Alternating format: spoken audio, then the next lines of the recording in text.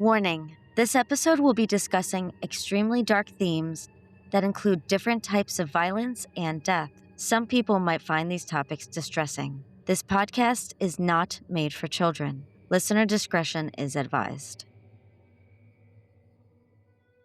Hello, everyone, and welcome to Full of Paranormal BS. I'm Colin, and I'm a believer. I'm Jess, and I'm a skeptic. Okay, my favorite little skeptic, we're here.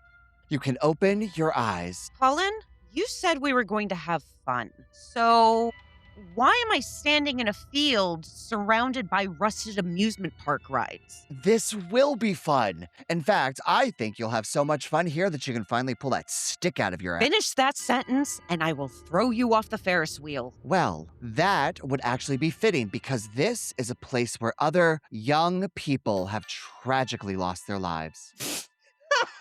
Young. That's a good one.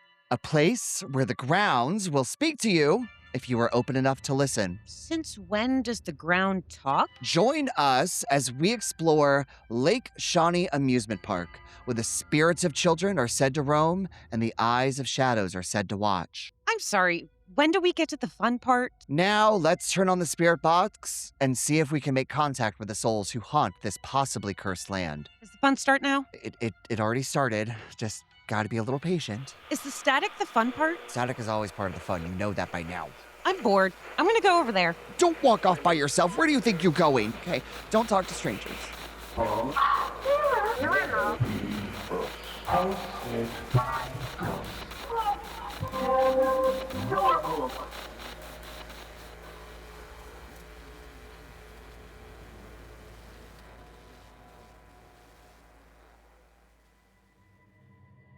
The story of Lake Shawnee Amusement Park begins long before the rides and carnival games. Located in West Virginia, the property is tied to stories of conflict dating back to the late 18th century, including accounts of violence between settlers and Native Americans. Over time, those stories became woven into the land's history and folklore. In the 1920s, the site was transformed into a small amusement park, but the park's history was marked by tragedy, including the deaths of 2 children in separate accidents. The park ultimately closed after failing a health inspection in the late 1960s. Decades later, reports of unexplained activity began attracting paranormal investigators and curious visitors. Witnesses have described shadowy figures, disembodied voices, and encounters with spirits believed to be connected to both the amusement park and the land's earlier history. Today, Lake Shawnee is considered one of the most haunted locations in West Virginia. So the question remains, is Lake Shawnee truly haunted,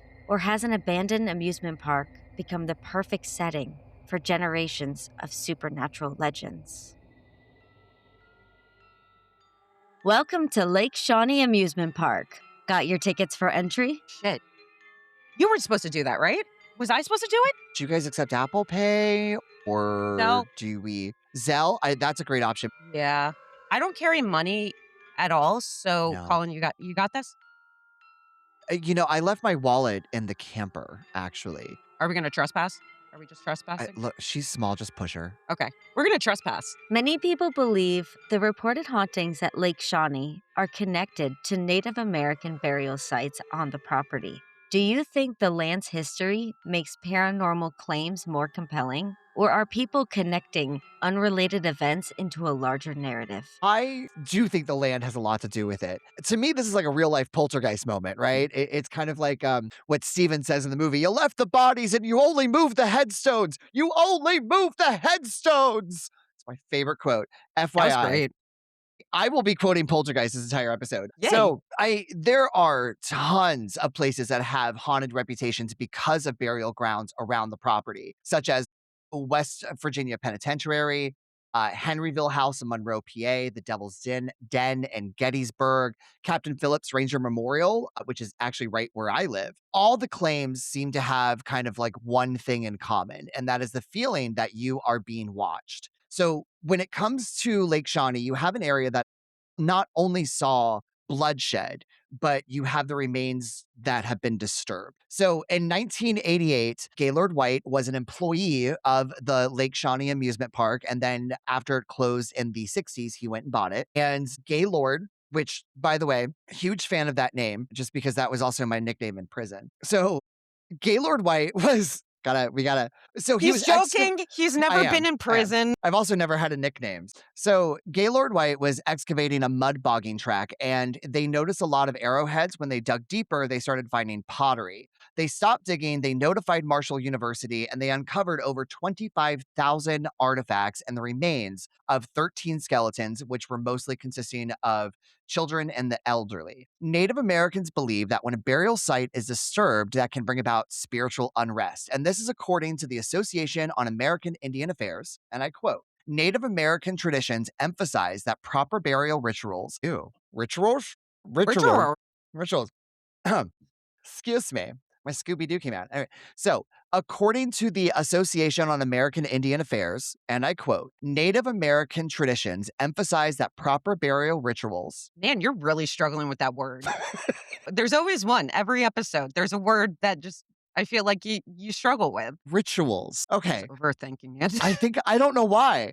And I quote, Native American traditions emphasize that proper burial rituals allow a spirit's journey to the afterlife to proceed peacefully. Disrupting these resting places forces restless spirits to remain tethered to the physical world. The removal of funerary objects or ancestral remains is considered a deeply painful act of theft and sacrilege. Different tribes have their own specific cultural protocols for handling inadvertent discoveries and re-sanctifying disturbed grounds. So, just that in general, I feel has really tainted the grounds of this place. I definitely don't think they're like unrelated events whatsoever. I think, and once again, as we've been discovering more about Lake Shawnee, everyone claims that they're being watched. And plus, you have this open area. It's not a house. It's not anything. It's just all this open land. So yeah, in all honesty, I think that this place is hardcore haunted, especially by the Native American discovery. Yeah. This question made me have an existential crisis because it's very different than Amityville, you know? Yeah. It was very easy for me to argue that because there was no evidence that a burial ground existed on that property. But this one actually exists.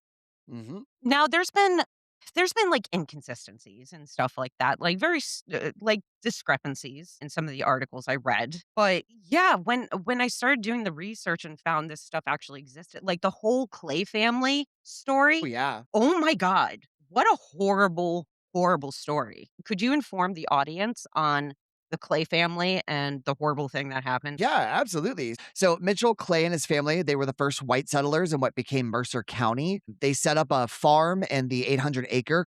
It was an area called Clover Bottom in 1775. Essentially, the Indians attacked, and it was 1783.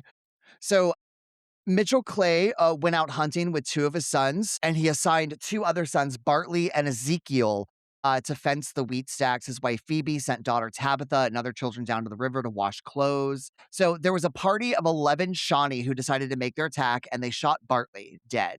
And Tabitha, the sister, was trying to basically guard the body of her dead brother Bartley, and they scalped her. So unfortunately, during that time, Phoebe got the rest of the children in the house. They scalped both children. They stabbed and Okay, scalped both children. That's okay, the information I came across is that they were killed first and then scalped. gotcha. Okay, so my research showed that actually Tabitha was scalped while alive, and they had scalped Bartley because he was already dead. They shot him dead. Interesting. See, this is Yeah, what I'm talking about. Like there's yeah, some discrepancies, but it happened so long ago. yeah. But overall, Yeah, but overall, so essentially, once everyone was safe, Mitchell ended up coming back. He had realized that he lost two children. They also kidnapped a third child, Ezekiel. So Mitchell basically tracked the Indians and he bartered to get his son back. Unfortunately, they had already burned him at the stake. So this is a part of the story that, it's really sad. He ended up bartering to get his son's body back. And during that process, he also bartered a horse. He asked if he could, have a horse to go back with for the travel with his son's body. The Indians were gracious enough to allow him to have a horse and say, hey, you got to bring it back to us, FYI. So Mitchell went back with Ezekiel's body. He buried his three kids. And then him and his wife, Phoebe, and all the other kids left in the middle of the night. And Shockingly enough, he did not return the horse to the Indians. They actually came back 2 days later to retrieve the horse. I don't know why I find that part of the story a little funny. Yeah, I actually didn't know that part of the story because like I said, there are discrepancies, especially when it comes to that story that I keep coming across. Like, there were people that thought he made peace with the Shawnees after they killed his children. But from what I gathered, in reality, he actually created a small militia with the people in town. Also, when he was out and he came back, his family was already gone. They had brought the bodies of the two children inside. And so when Mitchell got back to his home, everybody was gone, and he walks into his house and finds his two dead children. Now I know Ezekiel, they say like, oh, he was burned at the stake very close by. I read that he was actually brought all the way to Ohio and then burned at the stake there. Yes, that's what So I read as well. Yeah, because yes, Mitchell he bartered a horse to get back. That was because he couldn't just carry his son's body the entire way. So he had to barter a horse back to get yeah. back. See, I didn't know that part. I just knew about the But militia. wait, can you just imagine? Can you imagine sitting there and be like, hey, so you killed two of my kids and you've got one here. Could I just borrow a horse? I'll return it though. It's I almost like promise. asking somebody, like it would be like going to somebody who murdered your family and then being like, "Hey, can I borrow your car really quick? Like, Yeah, I I just could need to go gotta get some milk. like my kid that you just killed, I just gotta bring him back home really quick, and then I'll return the car. I promise. Yeah, I'll I'll return even it. fill up Yeah, the gas." Like, exactly. And that's gotta be I don't know. so bizarre. I just that whole interaction, I can't even imagine. Yeah. But I know So that yeah, there's a lot of back and forth when it comes to the exact story of the Clay family, but overall, the Clay family did exist. 3 kids were out of their 14 kids. These people had 14 kids. yeah. That kinda blew my mind when I You found think they out. were Amish? She had a baby for every cycle, like every season. She was like done. Like, every month. No, Yeah, well, every no, month. that's Oh impossible. well. That's impossible. Bread's in the oven, Clay. We got another one. Like a baby factory. But Well, technically, though, back in the 1700s, you needed a baby factory because it was just you, your family, like taking care of the house. Those kids were literally shot out and then put into the fields. yeah, right. But yeah, there was, from what I gather, there was a retaliation where they struck back against the Lake Shawnee Native Americans. Yeah, and then there was, that discovery that Marshall University made. But there's been a lot of, I feel like, inaccuracies with that as well.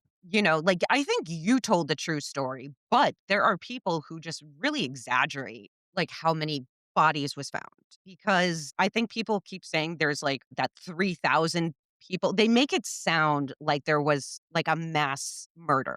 But what I find that people don't bring up is that 3,000 was an estimation Yes. because they didn't want to disturb the ground anymore. So I think they did 2 digs where first they got the 13, but then they did another one, I think, like a year later, and I think they discovered 23 to 25 more skeletons.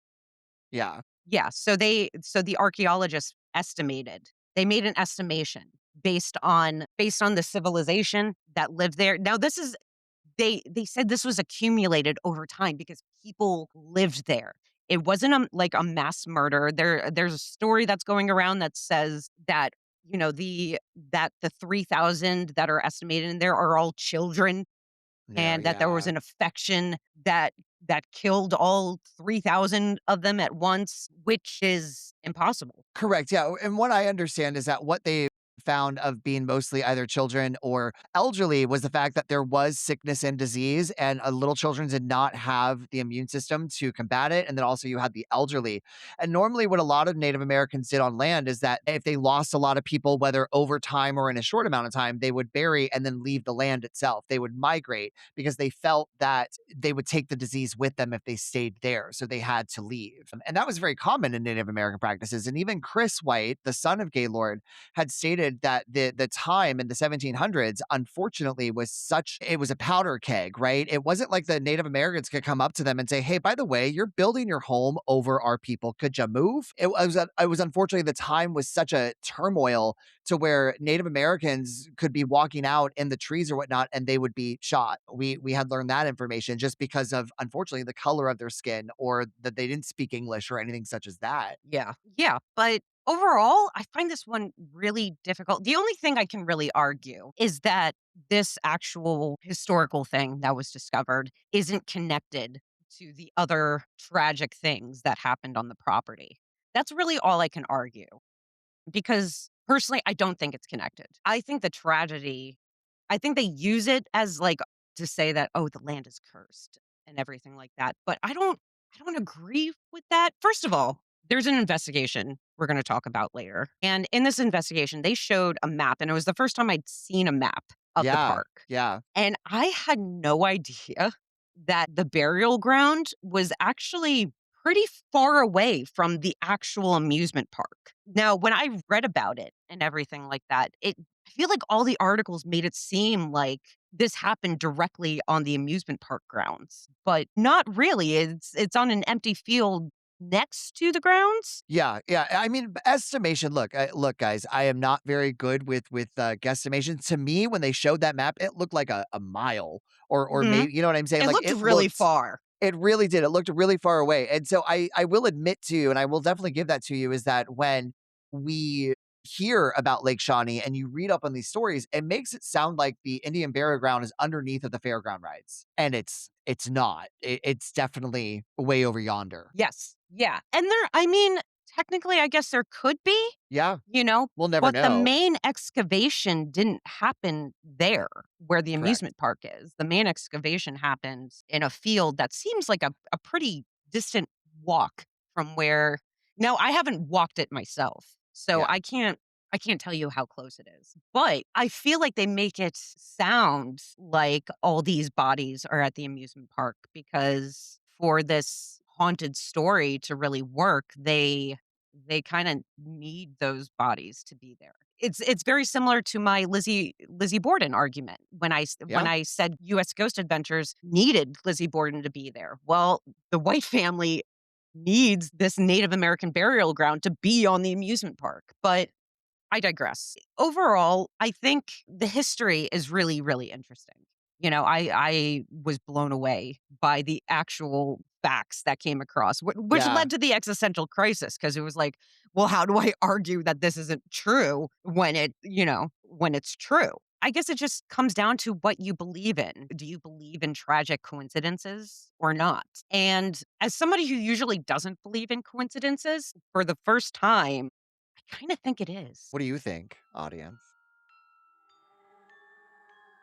One of the most famous stories involves the spirit of a young girl in a pink dress who is reportedly seen near the swings. Why do you think she has become the defining spirit of Lake Shawnee? Okay, so this little girl. First, I'll give the story, alright? The quote, unquote, "story." Is that okay? I'm excited. Yes, Okay. I'm on the edge of my seat here. So, story of this young girl, from what I gather, is a mix of, like, documented historical accidents, local history, like, just spoken around town, and then paranormal folklore. Because the tragedy happened decades ago, it is said that her real name was largely kept hidden by the park's owners to respect the family's privacy, though allegedly, regional historians and paranormal investigators have identified her as Emmeline Schrader. The accident took place during the park's operational era under its original owner, Conley T. Snidow? Snid- Sniddo. Snidow? Sniddo, yeah. Snidow. So the story goes, the young girl was visiting the park with her family, and she was dressed in a ruffled, light colored dress and was riding one of the park's attractions, which was like a big mechanical circular swing set. While the ride was in motion and spinning, I guess a delivery truck of some kind was making a delivery near one of the park's concession stands, and the driver failed to see the spinning ride. And when he backed up, he misjudged the distance and he backed up directly into the path of the swings. The young girl was struck on impact, and it said that she was killed instantly while strapped into her swing seat. Gaylord White, the guy you spoke about earlier, and his son have claimed up and down that they've seen this little girl ghost wandering near the swings. They describe her apparition as wearing the exact ruffled pink dress she died in, but stained heavily with blood. Now, believe it or not, Colin, I have a lot of issues with this story. Okay. My problem starts very simply with just the color of the dress, because just like our guy John Petter on Queen Mary. Queen Mary, apparently this little girl ghost likes to make costume changes as well. So there's people going back and forth saying that it's not a pink dress, it's a white dress. And you have other people saying no, it's a pink dress. And then there's people going, "Oh, she's not covered in blood stains." And then there's others saying, "Oh, she is covered in blood." So already inconsistent. There's also, by all accounts from people, apparently this is all documented, right? Apparently this was a real documented thing that happened. But there's a real missing, like, paper trail here. While I read many articles that said this was confirmed, this happened, this is documented, nowhere could I actually find that proof. Now, granted, this happened a long time ago. In order for me to really look through records, I would have to physically look through them, not online. But online, couldn't find anything. And there was a lot of back and forth about whether this girl exists. There are no death certificates or public records for a girl named Emmeline dying under those exact circumstances. That even the name Emmeline, am I saying that right? Emmeline? Emmeline? Yes, that's Emmeline? yeah, Emmeline. Yeah. Even that name is led to believe was discovered through historical paperwork. But that name only came about because of investigators doing spirit box sessions. Oh, see, I didn't know that. Yeah. So, but you're led to believe that this name of this girl was discovered through paperwork, but it wasn't. Yeah, because in response to that, I will say that I did find numerous newspaper articles from the 60s online that talk about the accident. Now, it's not the day of or the day, or it was talking many years ago. This happened, and it was newspaper articles that talked about it. And they didn't put a name in there either. There was a newspaper article that I had come across. Mercer County raided by Shawnees. There was a whole bunch of articles that talked about not only the how Mercer County was raided by the Shawnees, but there were also other articles just talking about the accidents that have happened on the property itself. Now, like you had said, there were no names mentioned in it whatsoever. It just talked about the accident. Now, it could have been hearsay in the sense that this newspaper article itself was like, oh, well, I heard this happened all these years ago because these articles were released after Lake Shawnee had closed in the 60s, or yeah, in the Yeah. 60s. That's another thing, is the date. That is constantly changing of when this girl passed. Most of the accounts say this happened in 1927, but for some reason it keeps getting combined with, like, the closing date of 1966. So there's articles I've come across that said this happened in the 1950s, the 1960s, and stuff like that. But there's people saying that it happened right before the park shut down, and that I know is not true. If this did happen, it happened in the 20s, which leads to my next point, is that from what I've seen, the swing didn't actually exist until the 1930s. So there is a major inconsistency when they report that this happened in 1927. The big circular swing set wasn't installed until 1930s. I came across a Reddit post of somebody. This post was 4 years ago in the West Virginia Reddit, posted by Kyo Hansen. I hope I'm saying that correctly. And it's titled, "Has anyone figured out who the girl is who died on the swings at Lake Shawnee Amusement Park?" And in it, he talks a little bit about it. He says, "Mercer County deaths are fortunately very well digitally archived.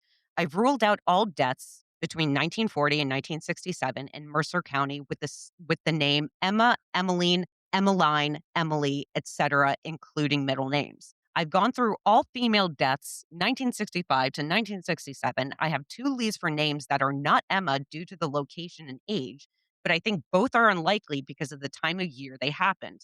I could still go through all female deaths in earlier years, but it would take me days. So, there was somebody who was genuinely trying, and they couldn't find anything. And then there is another post that was put on the Past Lives Reddit page titled Lake Shawnee Swing Death. And this was posted a year ago by Jess What's Her Name. That's the username. Nice username. I would take that. Jess What's Her Name. That's me. It's me. I did the post. Uh, this person talked about having I'm gonna it's not really important to the story, but basically they had, I guess, a very vivid dream of being at this park and I guess being the girl who passed on the swings or something. At some point, they put an edit and they said, "Found her name, Emmeline Schrader, who died in 1927, a year after the park opened." And somebody commented, named Even Captain, saying, "Found or made up? The swings weren't even a part of Lake Shawnee in 1927. It started as a swimming hole slash picnic area. Snidow improved the park by degrees over the years. There's no hint of the swing ride until possibly the 30s. If we presume references to rides, including more than boat rides, and that might be presuming too much. And no photographic evidence of the swings until the 1950s. Ironically, when Gaylord White worked there in the 50s as an employee, he later reopened Lake Shawnee in 85 after its closure by the health department in 67. So where'd you get the name?" So people are trying to find this girl. And from what I gather, they've been trying for a while. So, what you think about that? I did find the name Emmeline Schrader on findagrave.com. Now, I don't use that as evidence, but just because I argued that way back You did. in I was Cecil Hotel. I was gonna point So that out to I you.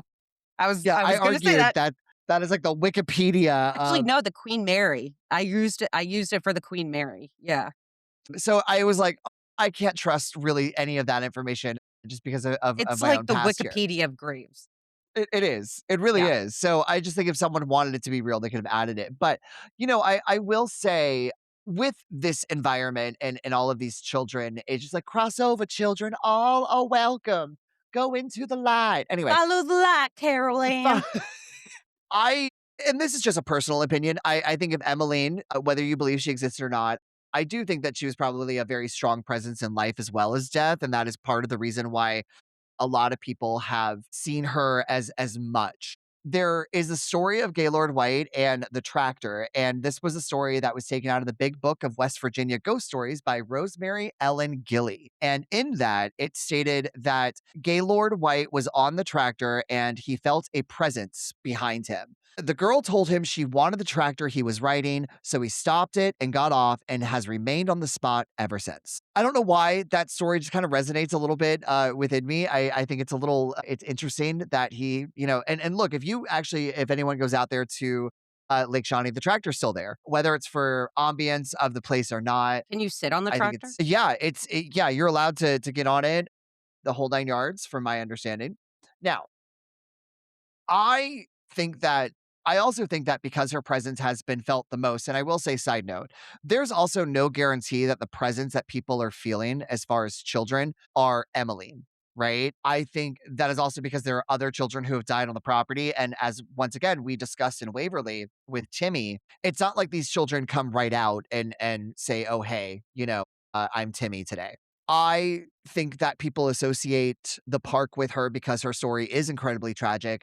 I also kind of feel that people leaving offerings to her is what is possibly keeping her spirit there. It's possible that because she was so young that she's staying behind because of the other children or the other ghost children of the park itself. I also find that no one wants this child to cross over to where her family is. If there is a life after death in that sense, they seem to want to keep her in the park by making offerings and giving her the attention. Because you have to remember, like Emmeline, I think that she's there. So I don't like using the word alleged, but for your benefit, I will. She was alleged 10 years old, and she is just this little lost child who is still there that people are saying, hey, here's some candy, here's some toys, here's this, here's that.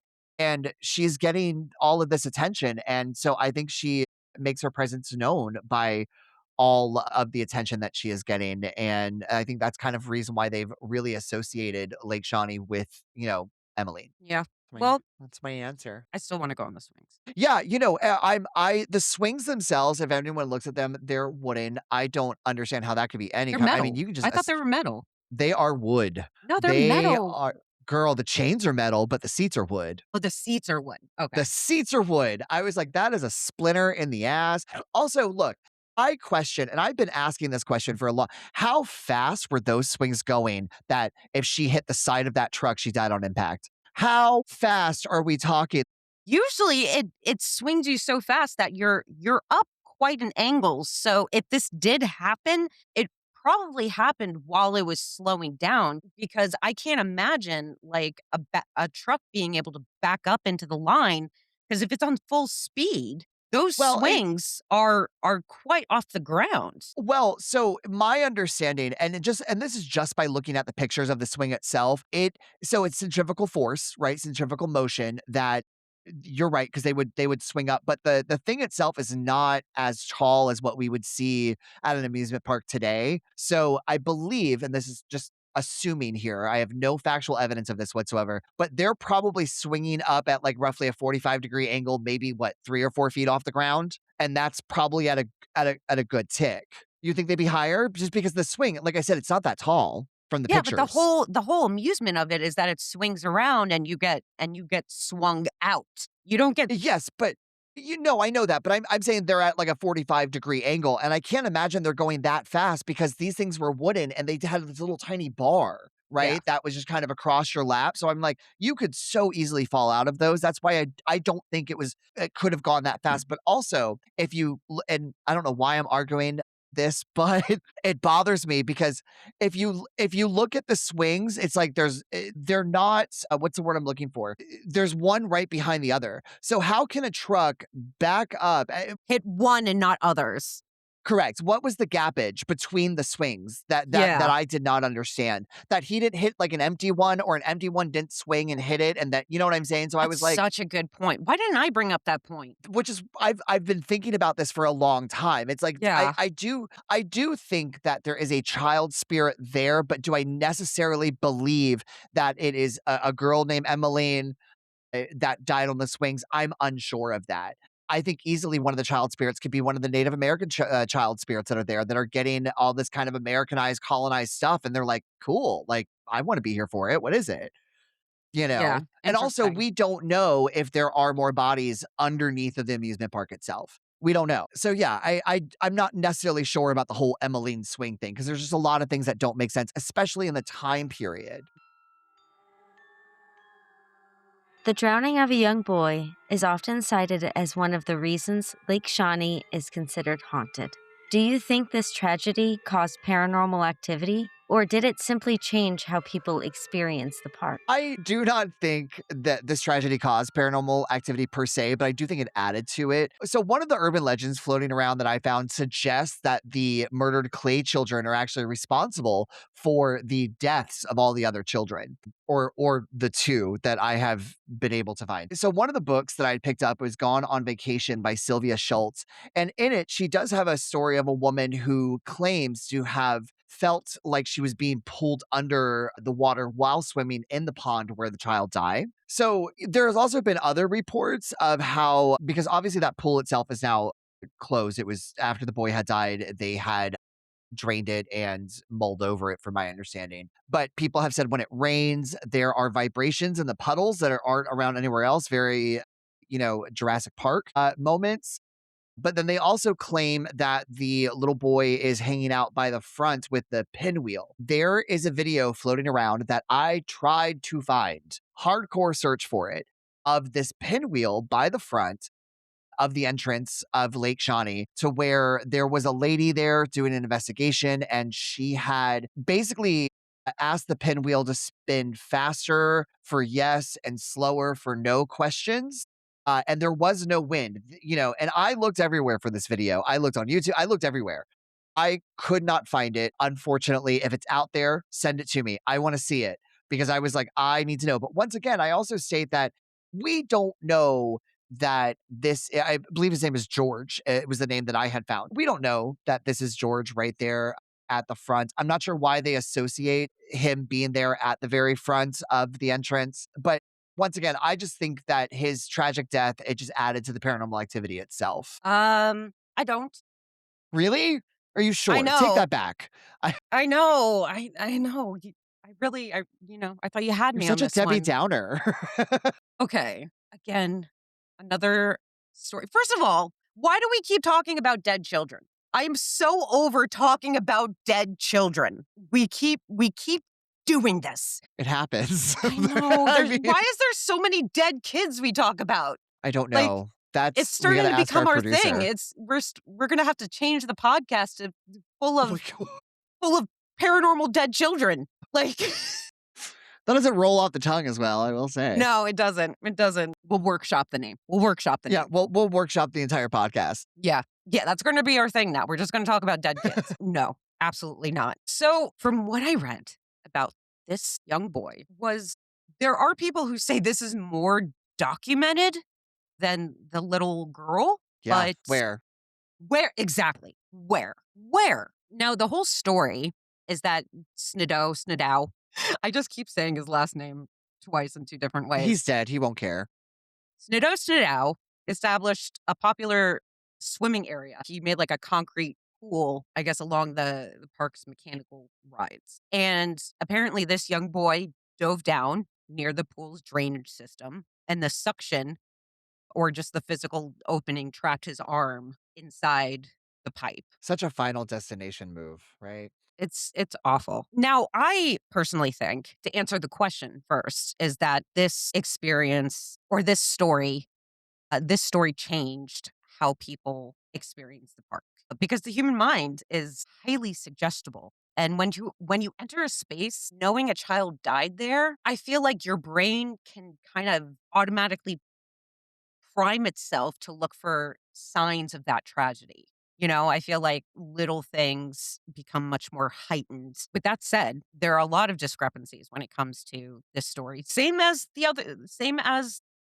Emmeline. There's some people who found some historical accounts that traced a pool drowning back to a boy named George Wythe in 1930, but this pool drowning occurred on July 3rd, 1966. But people are still calling this little boy George, even though there's information that kind of proves that it wasn't him given the time period. Because what the story is that this happened. And because this happened, the park had to close down. Correct, yeah. That's the quote unquote story. And I'm doing air quotes, but nobody can see me. And there's even stories about another little boy where it's a very similar story, but it was like it happened on a canoe and the little boy drowned. I keep seeing that story pop up, not as frequently as this one. Personally, I feel like it's one story with two different retellings. That's what it feels like. So, people say that this death is what led to the original closing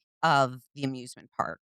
But I found somebody on Reddit who has an opinion that I love, so I have to read it. It's for the Paranormal Reddit, and it's titled "That Abandoned Amusement Park in West Virginia That's Straight Up Cursed." And it was posted a year ago by Montasir Rahman. And Fantastic Fox 9497 comments and says, "I'm going to go out on a limb here and say that an amusement park that was shut down by health inspectors was probably a dangerous, poorly managed park. So to me, it isn't weird that it has a history of related incidents like children drowning in unsupervised pools and delivery trucks being driven near rides while they're operating. An amusement park reopening under new ownership, then closing shortly after from financial losses also doesn't seem creepy or paranormal. In fact, I'd say it sounds really normal. That's just what happened to most amusement parks." And that's a very good point. Yeah. There's so many amusement parks that have had tragedies that have been kind of swept under the rug. I mean, they're bigger amusement parks. I'm not going to say the D word. Action Park. Check us next season. Oh my gosh, yes, I'm so excited to talk about that one. So amusement parks closed down because of all this stuff. There's nothing spooky about it. It happens. Yeah, it's a normal occurrence. I mean, you think about some of the bigger parks, like, I'm not going to say it, but the D word, with the mouse. Yes. Yeah. They're very good at kind of concealing horrible accidents that have happened at their parks. you know? It's just this one didn't have that kind of financial backing. But with that said, if they didn't have that financial backing to sweep these stories under the rug, then why can't we find these stories?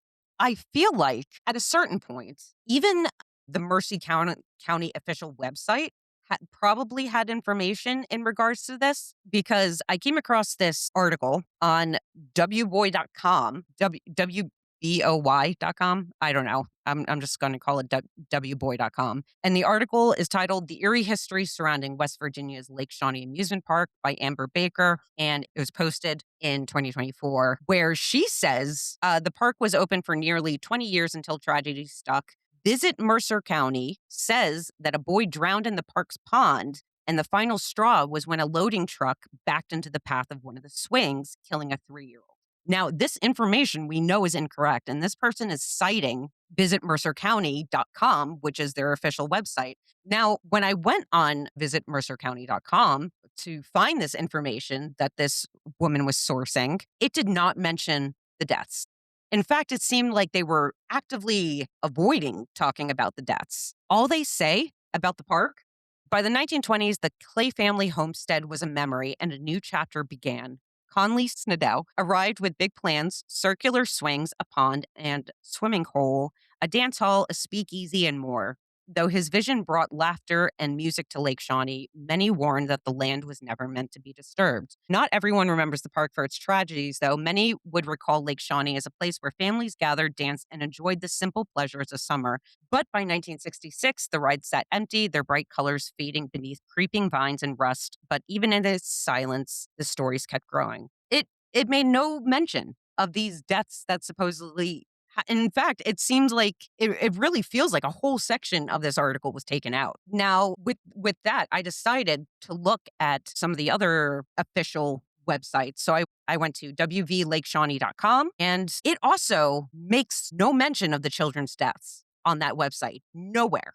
And I searched. Now, something really interesting I came across was I went to look at the Wikipedia article because while Wikipedia can't always be trusted, it usually does have sources that don't always pop up online. And so I went to the Wikipedia page for Lake Shawnee, and on it, they actually had a PDF document from 1976. And this was like the original document that was filled out back then.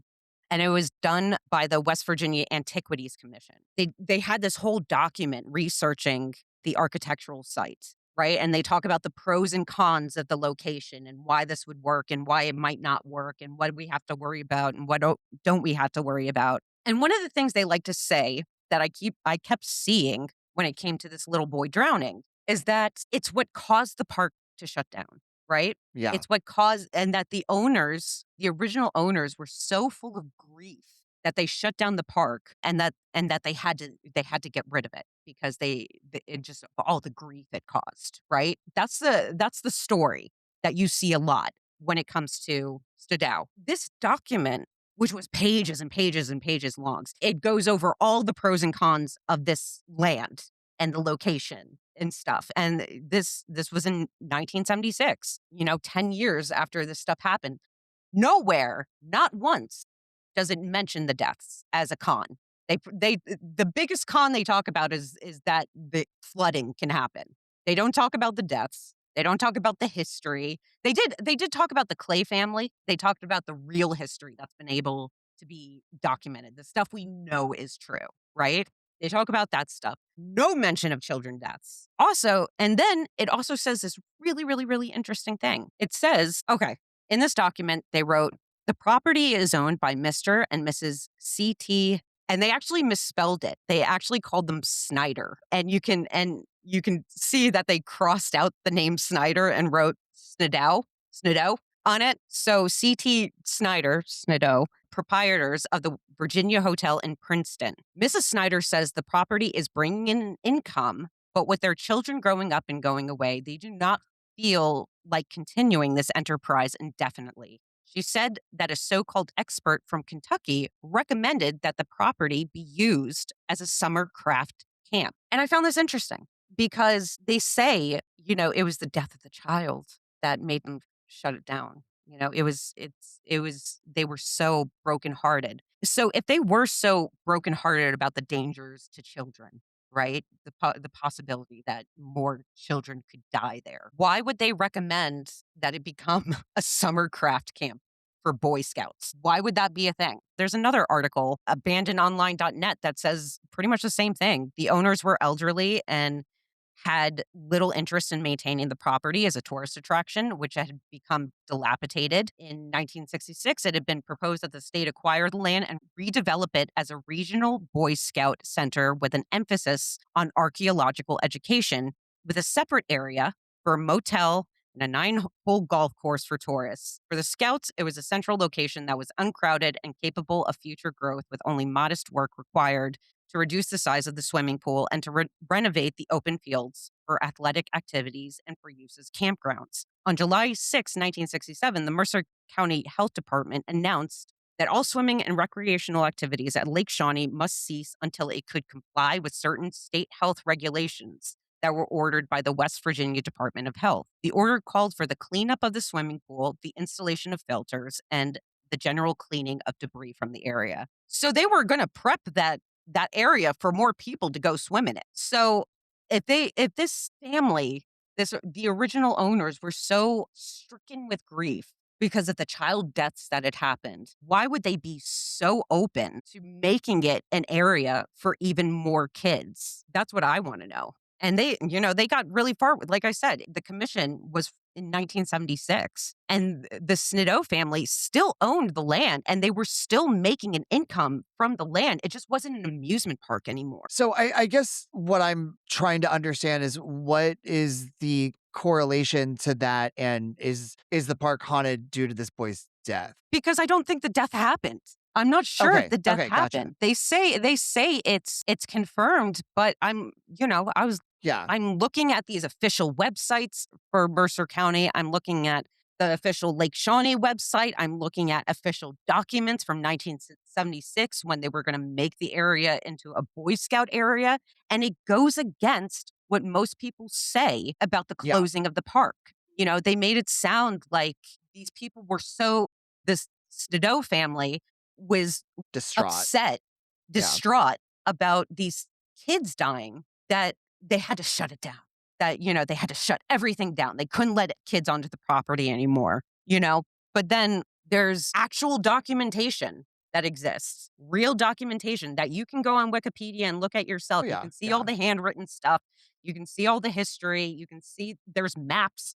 There's all these kind of things. It's a really interesting look if you're interested in this at all. But, they go through the pros and cons, and nowhere you think that if there had been deaths like that, like notable deaths like that, that would be in the con section somewhere. I'm pretty sure when they made this commission, they didn't think it was going to in 1976. They didn't think it was going to be posted online. So it's not like they just didn't want the public getting that information or something like that. This was a document for their company to determine whether or not to go forward with this Boy Scout camp idea. So with that said, I don't people say it's confirmed, people say there's documents. I want to know where. It's hard to believe that these stories are real when people say, "Oh, it's historically documented," and then you go to look for those historical documents and they're nowhere. And especially the fact that they're not on the official sites whatsoever. I mean, that's suspicious. To me, that's extremely suspicious and kind of goes against the story that's being spread online for why the park closed down and why it was vacant for all those years and stuff like that. It was still making an income for those people. It just wasn't an Yeah. amusement park anymore.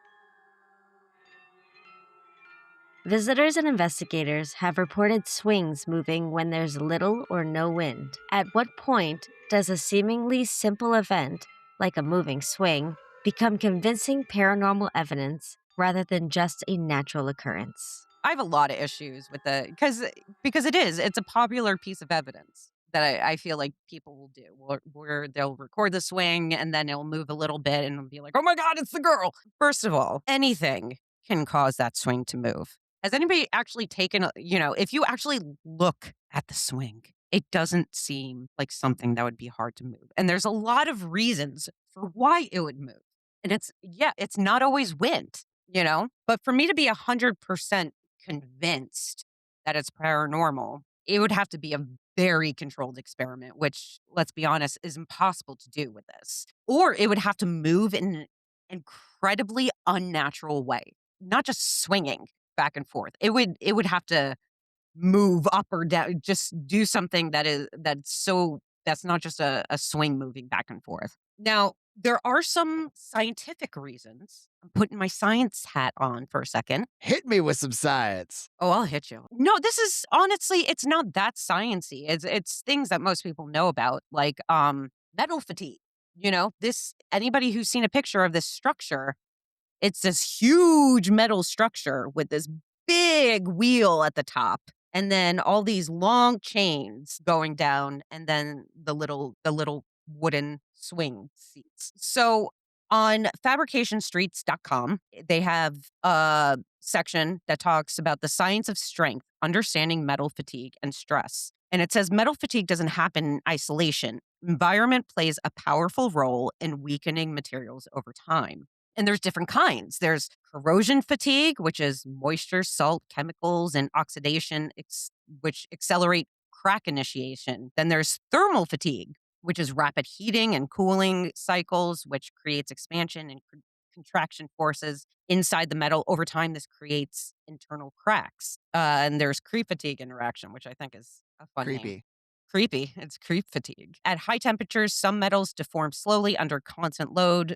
Combine this with cyclic stress and failure accelerates. Well, that one doesn't really kind of count because it's not really moving anymore. But if you think about how it's set up with this big wheel at the top that probably has this axle that would require maintenance over time, and then you have all these, it's not being maintained. It's not being Yeah, it's rusted. yeah, it's rusted. It's from the 30s. It's not the most sturdy amusement park ride at this point. I don't even think I haven't even seen pictures of people sitting on the swings. I don't think they're allowed to sit on the swings. No, I would imagine that they probably crumble under the weight Yeah, of exactly. So you if know, it's that sensitive to yeah. human weight at this point, I feel like it could be sensitive to a lot of other kind of more minor things that could make it move and kind of have like almost like a pendulum effect, where it could be like a minor,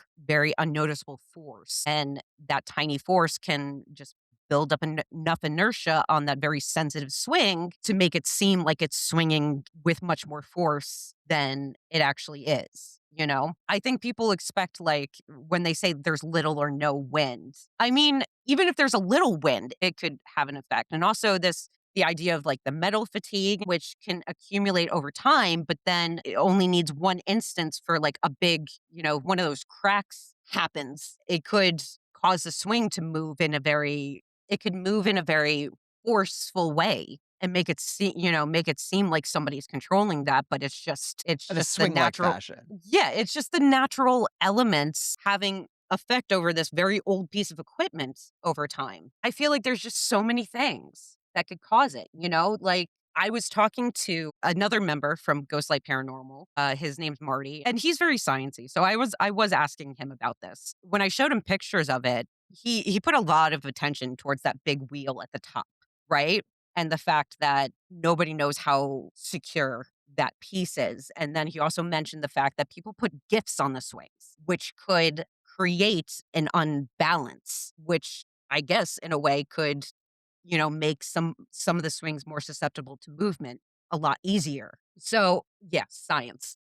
I'm not well, okay, so look, I'm not agreeing with you, but I will point out that, have you ever stared at something for a hot minute and you want it to move so much, My gosh. I used to do right? this as a kid. I wanted to have telekinesis so bad as a child.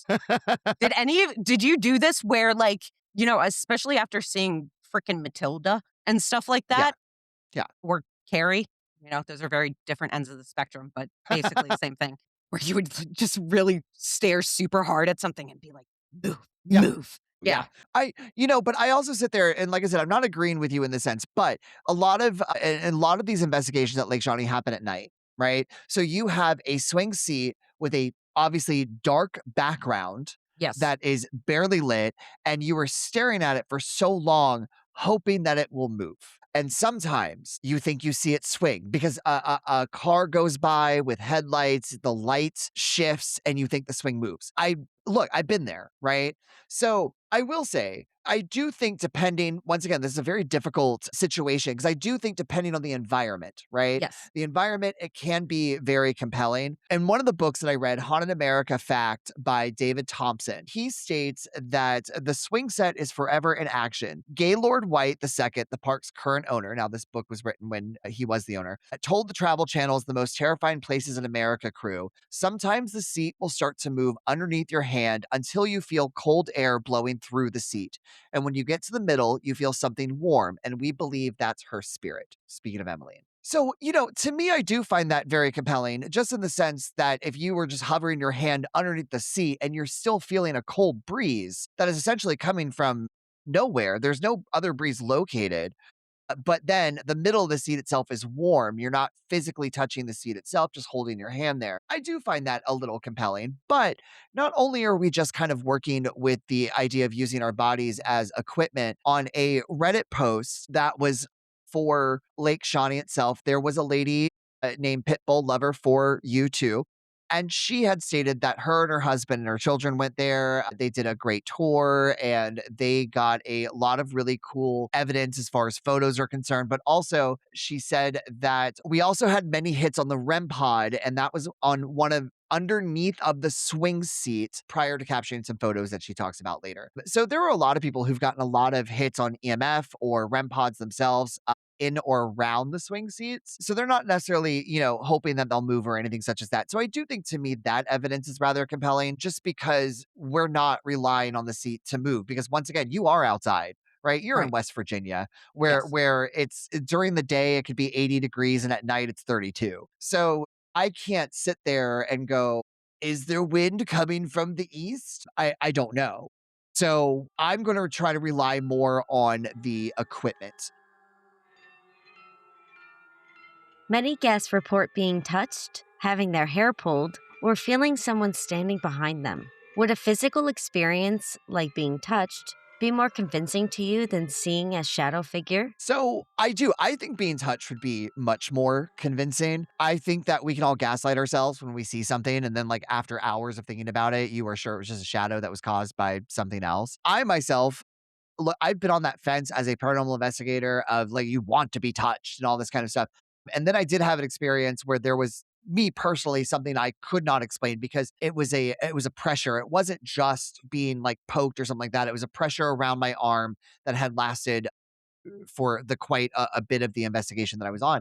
So that was something that I physically could not explain as to why that was happening. I was not having a heart attack or anything such as that. But some of the reports that I have pulled, I actually pulled this from tripadvisor.com where someone had talked about did anyone get any evidence from there? And they talk about being touched or actually getting pictures. They do state, and this was done by a Dan BL288V. He states that we got a picture of a young, tall, and skinny boy that looks scalped. It looks like he was wearing a buckskin jacket with hands in his pockets. A couple we friended and walked around with, and their phones kept cutting off and on. We had no problems with their Androids. A large mist accumulated in front of us out of nowhere, leaving the burial grounds. While back at the burial ground, I walked off by myself towards the river and came to a complete stop. And although not scared at all that night, something made me feel like I had better not take one more step. And I turned around and walked back to the other folks that were back there with us. So just kind of having, that little post there, from Mr. Dan BL. I do think all of it to me, I looked at this question and I went, okay, yeah, being touched would be more convincing, but also I look at photographic evidence because when you also have photographic evidence that is more than just a shadow itself, to me, that is also more convincing. Also, the way that my brain works, I just imagine people like in this location, like taking photos, and you have all of these dead children, like Native American kids are in the background going 6, 7, like just like posing with peace signs, Oh my like just god. Because I'm like, look, these kids want to be seen. You know what I'm saying? Like they are out there, and I just think that would be really like have your birthday party here with Native American kids in the background. I love how you think the Native American kids know all of, like, the modern lingo and stuff like that. Well, yeah, well, I think because honestly, I think these younger kids are teaching them. Can you not? I mean, look, I can see kids going to Lake Shawnee now on an investigation and be like 6, 7, and it's catching on to the afterlife. All of these kids are, all of these I ghost hope children not. are out there doing this stupid stuff. But yeah, I mean, in all honesty, once again, getting back to the question, I do think that having a physical experience, having your hair pulled, something along those lines would definitely be a lot more compelling than what we can just kind of gaslight ourselves with. Right, right.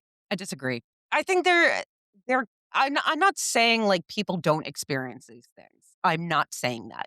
What I'm saying is that there's reasons why they could be feeling these things that aren't paranormal. So, 1, you have to consider the environment. They're outside. There's lots of things outside. There's many I feel like an outdoor environment kind of introduces a lot of unmeasured variables. You got insects, you have dropping temperatures, moving brush and draft currents, critters, jumping from trees and all these you like I don't know why critters would have anything to do with being touched. What I'm saying, Critters are like 6, 7. I don't know why I threw critters in there. But yeah, there is a lot of things outside that, like I said, an insect could land on your shoulder and then fly off just as quick, and you feel like somebody tapped you on your shoulder. You could be in an area where that is hotter or colder than another outside area you were just in. You have drafts. You could be walking past a tree and, the branch like catches you or something or catches your hair and it makes you feel like your hair's pulled.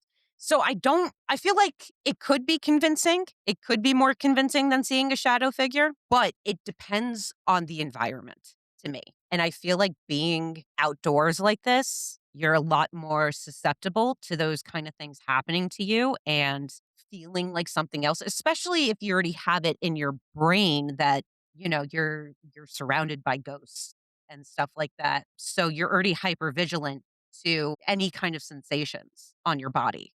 Is also a neurological reason that these feelings could happen. There is such a thing as stress related hallucinations. And I don't mean necessarily visual, even though it can be visual sometimes. I came across this article on amaehealth.com, AMAE health.com, and it's titled Can Stress Cause Hallucinations? And it's by Sonia Garcia, written in 2025. And it says stress can push the brain to its limits, sometimes distorting perception and creating sensory experiences that feel real but aren't. While commonly associated with psychotic disorders, hallucinations can also emerge from extreme fatigue, chronic anxiety, or prolonged emotional distress. When stress overwhelms the nervous system, it disrupts normal sensory processing, leading to misinterpretations of reality. And then she goes into types of stress related hallucinations because there's all these different types. And one of the types she goes into is tactile and somatic hallucinations. And tactile hallucinations create the sensation of physical touch when there is actually no contact. Individuals might feel crawling, tingling, or pressure on their skin. These can occur due to heightened anxiety, sleep deprivation, or intense stress. And then it actually gives you advice. Grounding exercises and cognitive behavioral therapy can be beneficial in managing these symptoms. But this article just listed a bunch of stuff that can occur during a paranormal investigation: extreme fatigue, chronic anxiety, prolonged emotional distress. Like if you're going into this area Insomnia, yeah. a full believer, you're going to be feeling these kinds of conditions, which could make you susceptible to these tactile and somatic hallucinations. And the reason it kind of goes with what you were saying about the because the somatic hallucination aspect of it, you can feel certain sensations like heat or cold. So that's part of it as well. So to me, I feel like there are just practical reasons that a person, especially in that environment, can feel like they're being touched or their hair is being pulled or there's a presence standing behind them. And I'm not taking away from those experiences. I'm not saying those experiences didn't happen for those people. I'm just saying it could be more because of the environmental triggers or because of neurological factors, not necessarily Yeah. a ghost. So you need a ghost to slap you across the face and then drag you Yes, across the wall like Poltergeist exactly. That's to what be I'm like, saying. That's what I'm saying. pin I you to wanted the to turn ceiling. me into a human puppet and just, like, control all my motions. 6, 7.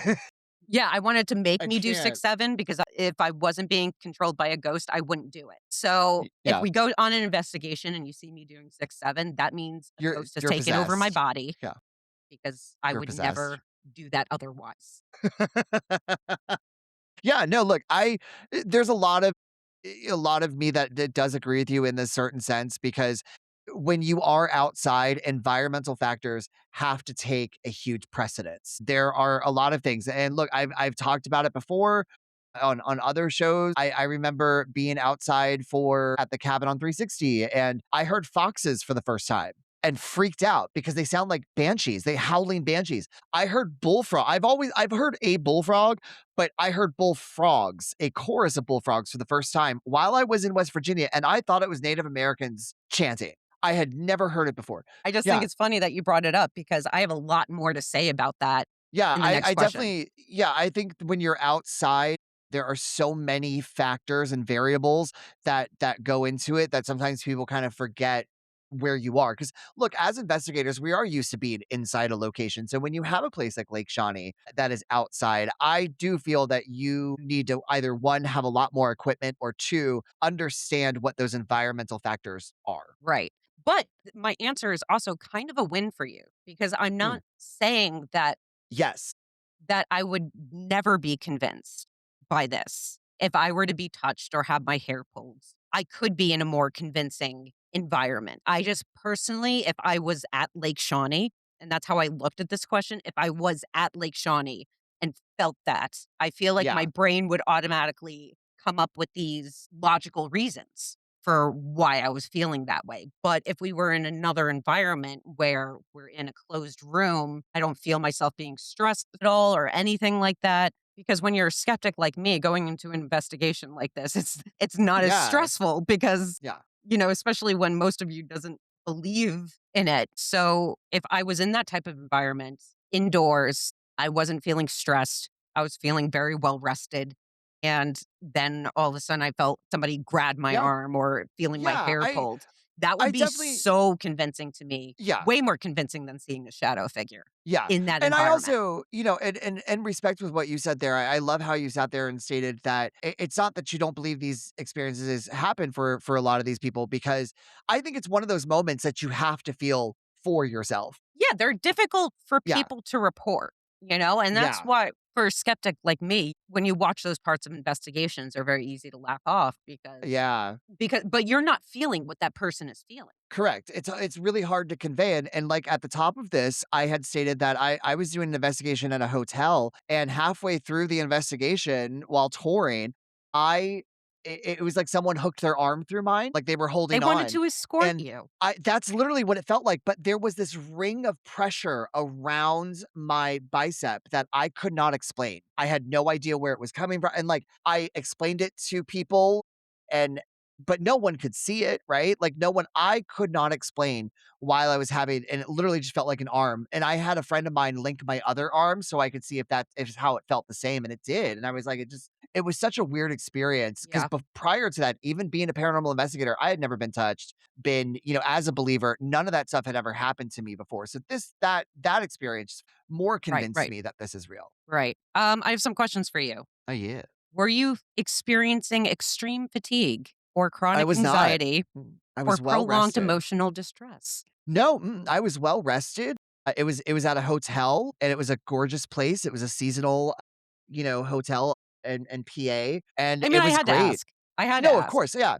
No, and it was a tour, right? It was done by a paranormal investigation team. So it's not like I had the place to myself or anything such as that. And it was divided up into sections that you would go and investigate with the team that was hosting. So it was a really cool, relaxed experience. and everything is well lit. Yeah. So it definitely wasn't a stress-related hallucination for you is what you're saying. Yeah, no, and then it Well, literally there goes I my would s argument. Out I the know. window. And I Out would the say the window. feeling, it lasted for a majority, and then it just kind of I didn't even realize when it was over, 'cause at that point, I was so used to feeling that sensation around my arm. So, yeah, I definitely once again, it's all about your environment. Investigators have reported hearing voices, laughter, and calls coming from areas where no one was present. If you heard a child's voice calling your name while alone at Lake Shawnee, what would you do? What would I do? Probably ignore it.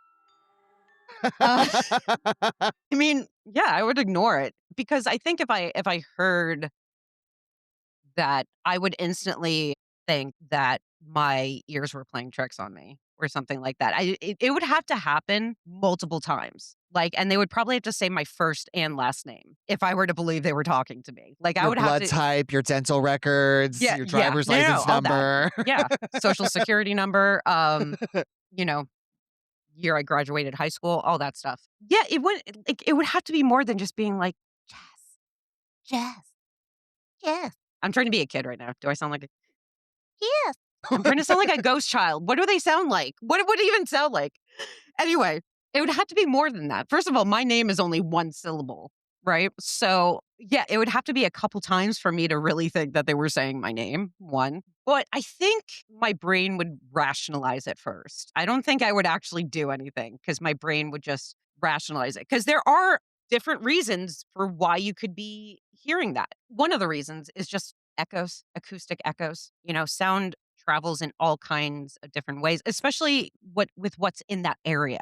Because in this article on commercialacoustics.com titled How Sound Travels by Walter Peake, who is the founder and CEO of Commercial Acoustics, in this article, he says, sound isn't just something we hear. It's something that happens. Every sound begins as vibration, sending pressure waves through air, water, or solid materials until they reach our ears. These waves carry energy outward, which is why a single sound can fill a room, pass through walls, or make windows shake. Properties that affect how sound travels include what the wave hits, how dense the material is, and whether the surface reflects, absorbs, or scatters energy. Hard surfaces, like glass or concrete, reflect energy, while soft materials, like fabric and insulation, absorb or scatter it. Understanding these interactions is key to smarter acoustic design, helping us control noise, improve clarity, and build quieter and more comfortable spaces, blah, blah, blah. So when you think of that and how sound travels, and then you think of what the area is of Lake Shawnee, it's an abandoned open area. It has kind of a unique acoustic landscape, I would say. The property has huge rusted steel. Attractions. Yeah, they have these huge rusted steel attractions, concrete bases. There's you know, bodies of water. And because of that environment, those sounds, they kind of bounce back rather than being absorbed. And then probably the first thing I would think it is auditory pareidolia. Now, I talk about pareidolia a lot on this show, but usually when I'm talking about it, it's visual pareidolia. Visual, But I yeah. have said before, there are different types, and auditory pareidolia is another one of them. It's a phenomenon that occurs when your brain tries to make sense of complex background noise, such as wind rushing through an abandoned park's rusted structure, or by applying a familiar pattern like a human voice. And in another article, I have all this. I promise this is the last time I'm doing science. There's no more science after this question, so just bear with me, okay? Now, on this website, Nautilus, there's an article that's titled Why We Hear Voices in Random Noise by Philip Jekyll. And it was published in 2017. And he says pareidolia happens when we perceive visual patterns in randomness and is the basis for perception of stellar constellations and images in the famous Rorschach inkblot test. Pareidolia is not, however, confined to a single sensory modality. There is another form, auditory pareidolia. Concise definitions of the phenomenon remain elusive, but in clinical circles, it's usually defined relative to the more common visual form, perception of patterns and randomness where none exist. but via an auditory mode. So, with that said, I feel like it's very easy to, especially when your brain, again, is already primed to think, oh, ghost, oh, haunted, oh, death. You already got that in your brain. So, you're just like you're hyper vigilant to things touching you, you're also hyper vigilant to any noises happening. This is almost like the spirit box effect, right? You hear these things, and because you're looking for certain words or for a certain answer, your brain hears it, even if that's not the sound that's being made.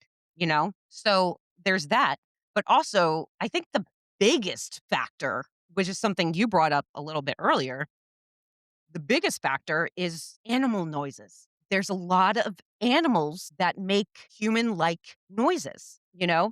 I had a whole list of video clips. I was gonna make you listen to all of them, but you're already nodding, so I know you already kind of agree with me. So I'm not gonna put you through that. But yeah, if anybody is interested in hearing these sounds, they're very easy to find. Some animals that would be native to West Virginia that could potentially mimic human sounds. Foxes. Foxes have, specifically the females, they have a call, which is like a blood curdling scream, and it's called a vixen scream. And I've listened to it. It is horrifying, but it can sound like a young child or even like a woman in distress. Yeah, Then you absolutely. have bobcats, coyotes, certain owls, like specifically like barn owls and barred owls. They can make these eerie like wails that kind of can sound human like. And because Lake Shawnee is outdoors, surrounded by nature, basically, I feel like there's a lot of things out there that could make sounds that if you're in the right situation with the right mindset could make you believe that you're hearing your name or you're hearing a child scream in distress or anything, honestly. Just like the last question, it being outside, there's too many unmeasured variables. I think the fact that Lake Shawnee is outside is really screwing itself on all, because there's so many things that happen outside that Yeah, it's that can hard. really, really argue against these more Yeah. popular claims That's that are why made. equipment plays a big part. Now, I will say, I'm probably gonna name my first child auditory pareidolia. Um, Good, as you should. Good as old s AP. it really rolls right off the tongue.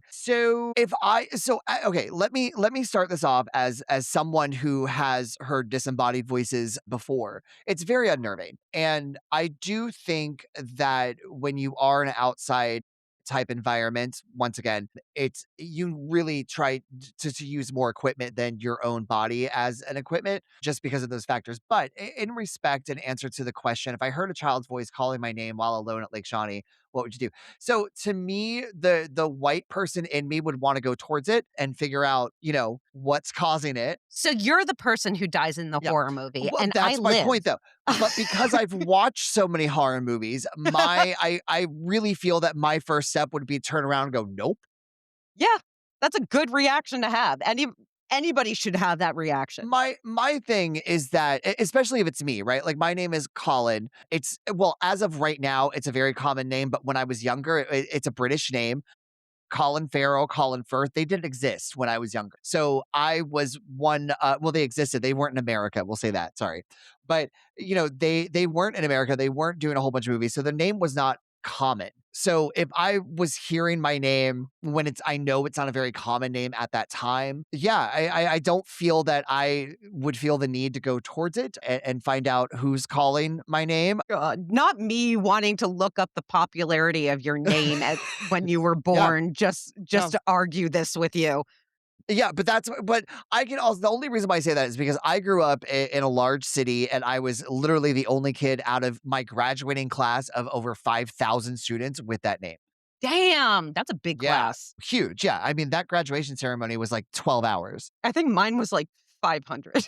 Yeah, I lived in the city. I'm originally from Jacksonville, Florida, a very large area. But anyway, like I said, as hearing disembodied voices before to where I can't explain where that is coming from, it is very unnerving. And I do feel that if you hear your name being called, your first step is to see. is there anyone else around? Because as we do know, sound does travel, especially like once again, when you're outside an environmental process, because Lake Shawnee isn't a field. Was it the people I'm with? Are they down the way? All that kind of stuff. I feel that if I'm in the woods of Lake Shawnee, that would be a little bit more different because you have a lot of trees. Trees are wooden. They do not bounce back sound as well. So those are things that you need to ask yourself in this type of environment. But I would suggest not going towards it. I would just get on the radio and say, "Hey, did anyone call my name?" and then trying to figure it out. That's my suggestion. I wouldn't try to figure it out. I would just be like, "Nope, not today," Bolt. and walk away. Yeah.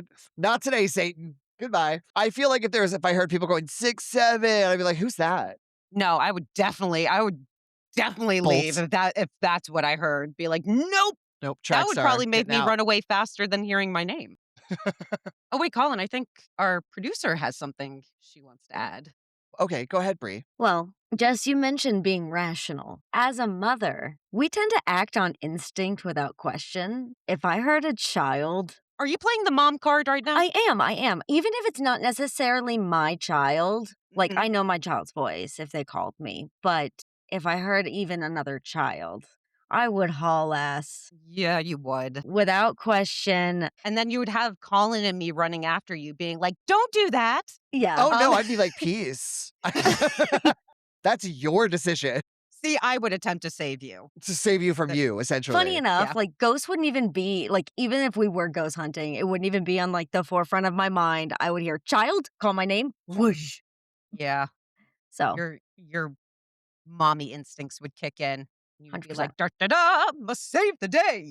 And then I die.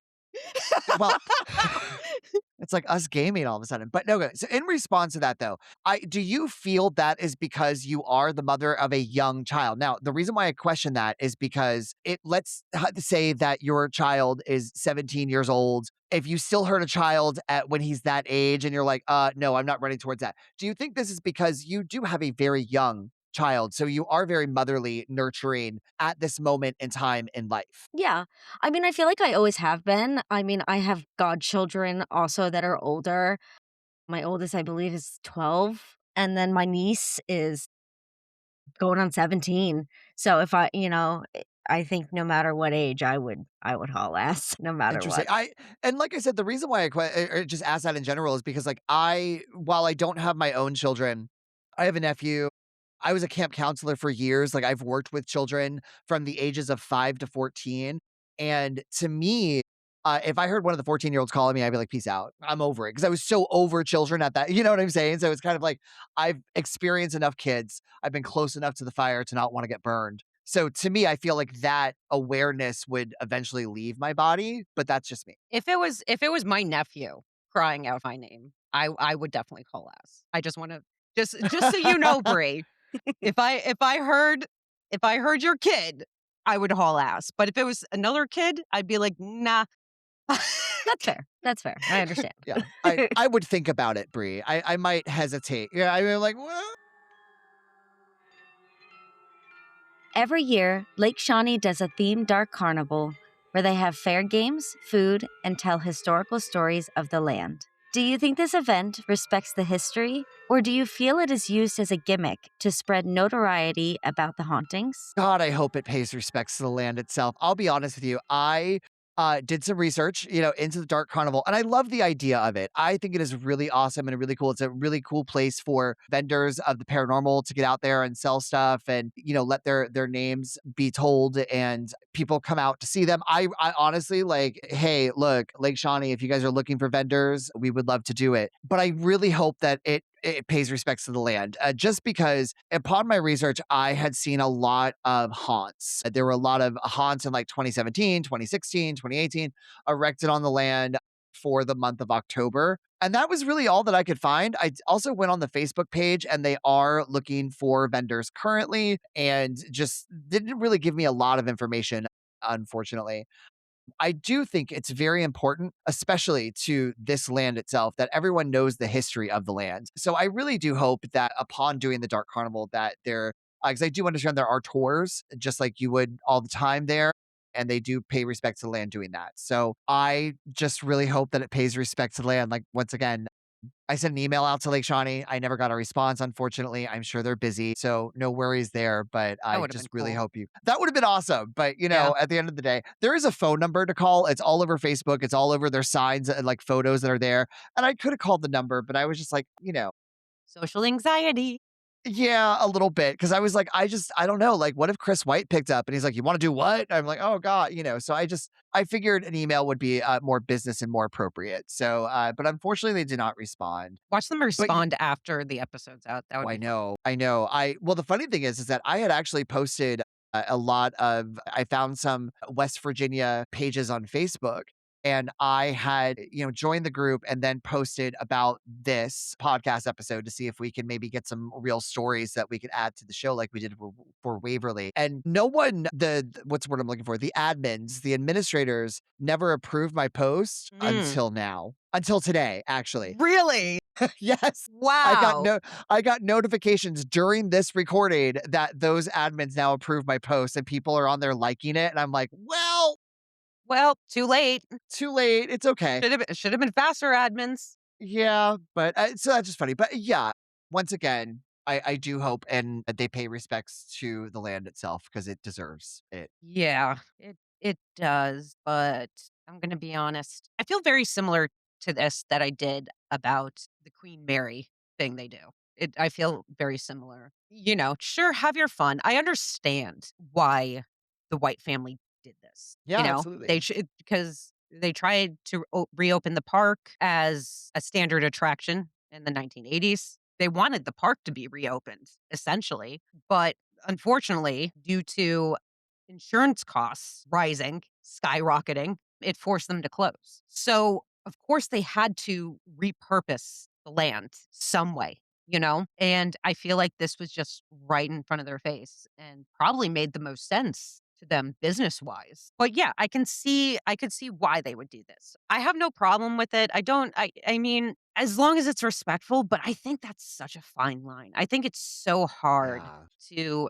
to do this and be respectful. I really do. When you're doing an attraction haunt on a land on a piece of property that is supposedly actually haunted and there's tragic history that is part of it. It's difficult. It's really difficult to show respect for all of that. And I feel like they used the real tragic history and they combined it with like more commercialized Halloween stuff. I know Yeah. from what I read, and it was very difficult to find information, honestly, about the Dark Carnival. Yep. Yes, it was. The only thing I was able to find was like a post on this community calendar from 2019 that talked about different things that they do there for the Dark Carnival. I'm not going to read all of it, but they have zombie paintball. Cool. That sounds Yeah, they fun. have actors in clown masks and they have corn mazes and they have like a massive themed walkthrough haunted maze. There's live music and fortune telling and Halloween events like a costume parade or trunk or treat and stuff like that.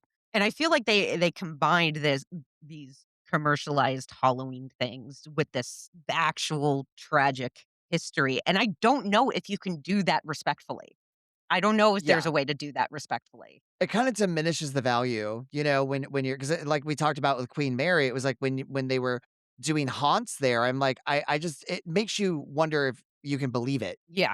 Well, yeah, because they have all of those crazy things, right? All of those really commercialized things. And then on top of that, they have like a photo history tour. They have a campfire storytelling and they have a VIP overnight investigation. So it's hard because when I think like personally, would I go to one of these? Unfortunately, yes, I would. Yeah, I would too. Yeah. But I don't know if I would feel good about myself going to one of these things. I would rather go to like a Halloweeny thing if it I would prefer to go on to one of those things not on an actual haunted property. Oh, yeah. Like Halloween Horror Nights. Love that shit. Try to go to that every year. But I will admit I would feel differently about it, right? I would feel very different if Halloween Horror Nights was on a property that actual historical tragedy happened. And it is universal. So like there could be, but we just It's don't know just about covered it. up. It's just covered up. They did a much better job covering up their stuff than Lake Shawnee. So I don't think it enhances the haunting. I mean, if there is a haunting there, I'd be pissed. If I was one of these spirits, like Yeah. I would no, actually, I don't know. I've never been a spirit, so I can't tell you, but I feel like I would either be really annoyed by these people kind of making a mockery of my death, or I would wanna troll them. It could go either way, honestly. I don't know how I'm gonna be after death. And I agree with you in the sense that when I first heard of the Dark Carnival, you know what I pictured? I pictured like a 1930s boardwalk with just kind of, people be like, come look at the freak show. Just like this Yeah. this really cool carnival type aspect. I mean, it's kind of a no-brainer that why they went that route. Oh yeah. They have the setting for that already Correct. without even trying. Correct. Yeah. You know, Yeah, but those big rusted the amusement rides, park yeah. rides, like the big Ferris wheel and the big swing, like, Yeah, to hear that they have, like, erected haunts to scare people, that really disappointed me because honestly, I would be more than satisfied to go to the Dark Carnival to look at people's platforms in a sense and experience it that way. I don't need to be scared in a place that already has a haunted reputation, especially if you're offering a tour that evening, you know? yeah.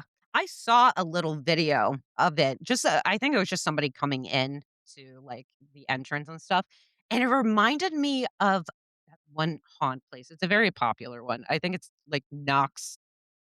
Oh, Knox Haunted Farms. Yes. Like, you know how Yeah, when you go into that immediately, like, there's a bunch of characters that you yeah, can interact with and stuff, and they're trying to scare you, and it kinda reminded me of that. It had that kind of vibe where there was, like, immediately when they walked in, there was these guys with clown masks with the chainsaws and stuff, yeah.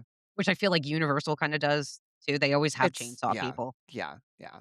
But, yeah, like, it sounds fun. I get why they're doing it, they had to repurpose the land some way, Absolutely, and yeah, they only yeah. had so many options. I feel like they probably had other options in this, though, I will say that. I think they had other options. This was probably just the easiest for them. Yeah. Yeah, I will end it with Lake Shawnee, it's tacky. You know what I'm saying? I mean, like, look, if you're gonna do a dark Yes. carnival, in my opinion, get rid of the haunt aspect of it, do the investigations, pay respect to the land, and make it like a true carnival environment. I think I would go to that in a heartbeat. I would Yeah, vendor that in a heartbeat. I think that'd be amazing. But I'm not looking to go to a haunt. yeah, that's some tea right there. If you could spend one night anywhere in the park, where would you choose? The Ferris wheel area? The swings? The ticket booth? Or absolutely nowhere because you've made better life choices? I wonder which option I'm gonna choose. Anywhere. Well, I was leaning more towards the absolutely nowhere because you made better life choices because yeah, I would. But I guess to make it more fun and instead of taking the easy out of this question, I don't know, maybe the ticket booth because it probably has a roof. Yeah. The Ferris wheel area, I mean, would be pretty cool. Could you imagine like lying there and just seeing this gigantic Ferris wheel above you? The swings or whatever. I feel like it wouldn't be as cool staying by the swings as it would like the gigantic Ferris wheel. But yeah, so I guess my answer is the ticket booth because it seems like the only location that actually has a roof. So that. I would choose the Ferris wheel. And I say this because one, I don't want to be next to the swings all night and hearing this old swing creak and groan because some little girl's sitting on it. And then also, I would rather have some shadow entity stare at me all night and be fucking silent because Lord knows she needs her beauty sleep. Okay. Work. Yes. Same here. Same here. Colin and I are people who very much like our sleep.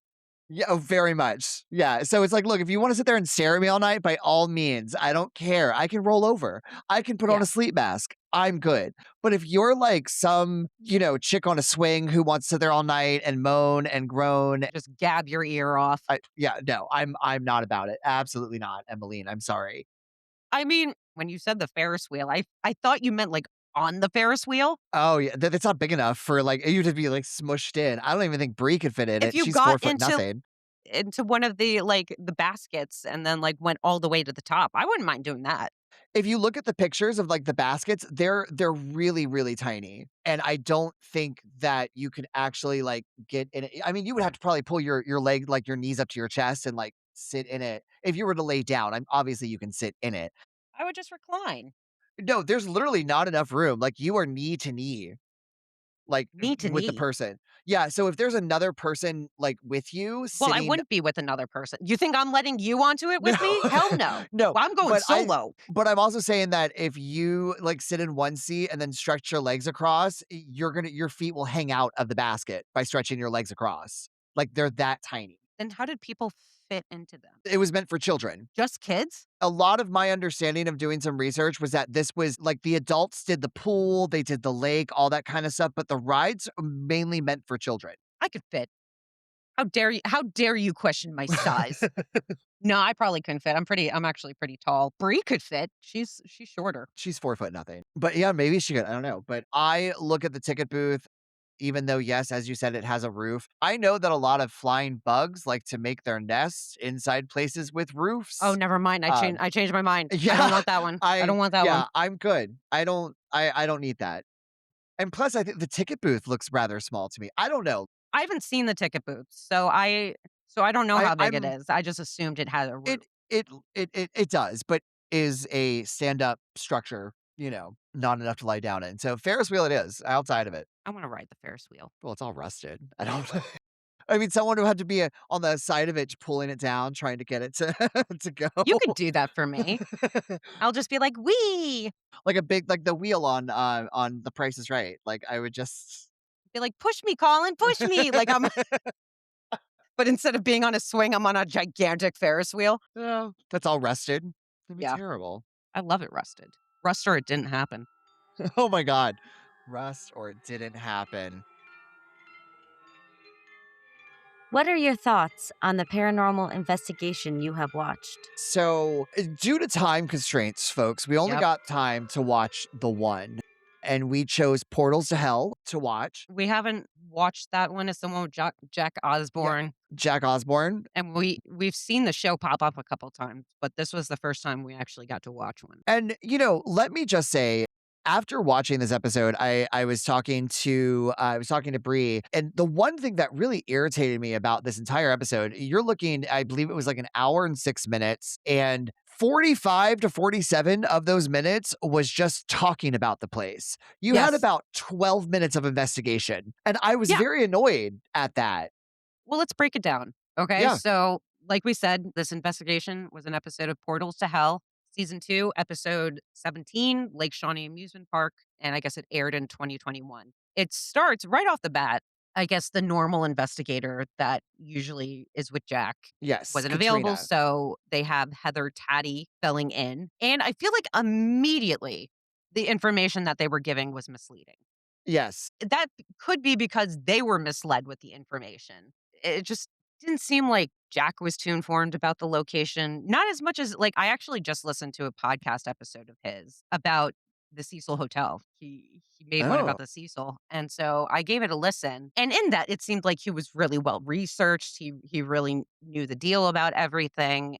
I mean, it did seem a little chat GPT coded, but that could just be an assumption. But it was good. He was really informed. And I didn't get that same energy with this investigation. Yeah. I agree. I do think sometimes when you have a television show, the producers are not telling the host too much about said location because they are looking to pull in either psychics or other investigators or the owners to come and talk about it. I think they're just going in with what their basic knowledge of what a producer or maybe, someone else has told them. Yeah. And speaking of, they did have an owner come in, Chris White, who was, I believe, the He- son of Gaylord White. yes, he's the son. He comes out and talks to them and talks about the whole tractor incident, I believe, and feeling Yep. pressure. Now, he incorrectly states at one point that 6 people have died on the property when it was operating as an amusement park. Where Yeah, that exactly. He is doesn't get into he gives no details. He gives no specifics. Yep. Nothing. We hoped, No we dates. waited and hoped and prayed Yeah. for specifics because that was the one thing is that upon our research with all of this, obviously we found Emily and we found George, all of that. And then I did, and like I had this conversation. I was like, maybe they're also including the 3 Clay children, but that's only 5. So I couldn't figure out where the 6th one, and then also I couldn't figure out if they were including the Clay children or not. He does talk about, like I said earlier, when I said there was 2 stories about drownings. Yes. He gave that story that there was one boy who got stuck underneath, and then there was Mhm. one that There's a happened family on a that canoe. flipped over in one of the canoes, yeah. Never been able to find information on the canoe story, really. Like, the most prominent ones that pop up is the girl on the swing and the boy who drowned, who got stuck in his arm stuck in the pipe. Emily, she has a fake name. I'm And sorry, possibly Emily. George. Possibly George. Show some respect. I'm so sorry for not using your fake names. And then Chris talks about portals. Yes, which was, by the way, never mentioned again in the entire episode No, until the I've end, never where I've never seen it mentioned anywhere, actually, no, until never. I watched this episode and Chris White said that. And of course, I rolled my eyes because if you guys have been listening for a little bit, you all know how I feel about portals. She loves them. I hate them. Don't give incorrect information. I don't want people being like, Don't "Oh, Jess loves portals." don't I mean, misquote me. I like the video game Portal, but not actual haunted portals. And this one made me roll my eyes because not once did I come across anything about portals when Did it feel like it researching. was hamming it up for cameras? It did seem like he was Yes. hamming up. It's probably something I mean, it's their business. Now, Jack did an interesting thing that I kind of like. He did this like before the investigation. Like you said, most of it is just talking about the place. He did like this group meeting setting where it was almost like an Alcoholics Anonymous meeting, Yeah, you know? yeah, he did. Yeah. But it was just people talking about their experiences. Really, really quickly, I just because you were just talking about, Chris kind of bringing up some certain things. I also want to point out that he brought up the Ferris wheel and how bucket 10, which is at the 9 o'clock position, if anyone looks at the photos, a lot of people have reported seeing a shadow person in that Yes. bucket. I have Yeah. found nothing No. about that at all. It's Yeah, just the been you mean the talked. 7-foot tall shadow? No, no, no. This was just he just said there's been a shadow figure reported in bucket 10 of the Okay. Ferris wheel. And I and people's stories online, there is a mention of a shadow figure on the Ferris wheel, but I can find nothing Yeah. behind the fact that it's just said. That's it. Yeah. So it does make me wonder, is that something that Chris himself tells people and then they go out online and they report it? But I don't know if it's physically been seen. No. I mean, that actually But happened a couple times to me when I was looking up, specific quote unquote evidence that apparently Lake Shawnee gets a lot.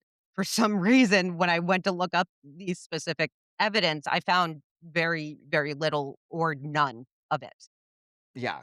And that was like the case when they were talking, like you just said, the shadow on the Ferris wheel, but then they talked about this 7-foot tall shadow, this Yeah. big shadow, which I haven't been able to find any evidence of. I'm not saying it doesn't exist. If it's out there, please, guys, and you know of its existence, send it to us. Yeah, Send it our please do. way. But for me personally, I had such difficulty confirming this, like I said, regular evidence that they usually get. But during the Ghost Finders Anonymous meeting that he had, he spoke to there was Annie Weibel who appeared to lead the group. She just wanted a lot of camera time, if I'm being honest. That's just my opinion. But Annie, don't come for me. She had a story. Her and her group had seen a man walking and they saw him walk behind a tree and where he vanished. And now she had said that she went around the tree and then the other people went around the other direction. So there's nowhere the guy could have gone. He completely disappeared. And then you had Todd Shea, who spoke about he saw two people standing with a little girl, and no one else saw them but him, and he could not explain it. And that Yeah. was, to me, the most interesting takes out of that, Ghost Finders Anonymous meeting that we randomly had. But then after that, they do a video call with, I guess, the person who usually Katrina. investigates with Yes. Jack, whose name is Katrina, and she hooks him up with a real life medicine man, Yes. like an actual Native American medicine man named Yep. Miguel Sagway, I Sagway, believe. I believe. who is said to be a historian slash Native American spiritualist. So that was interesting. I'm actually kind of glad they did that. So, like, he did sit there and speak about the ways of Native Americans. They had gone to there is a rock structure where a lot of people leave gifts, donations, tobacco, that kind of stuff. That is there where they had first excavated. Miguel had just kind of talked about how you do need to pay your respects to the Native Americans of the land. He suggested bringing tobacco and giving an offering just to show your respect. Yeah. And yeah. He was actually my favorite part of the whole investigation. I'm Oh, he really was very glad informative. they Yeah. did that because you'll see investigators talking about, Native Americans on the land and stuff, but nobody actually meets with one. So I actually have respect for them, the fact that they did that.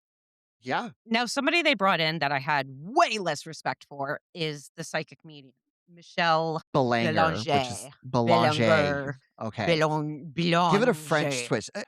She looked like Katie Lang, people. Okay, I'm Bellinger. just I putting think that it's out just there. Bellinger, but I see Bellinger. it. I see it, and I want to say Belanger. Okay. Now, apparently, this woman does her investigations blindfolded.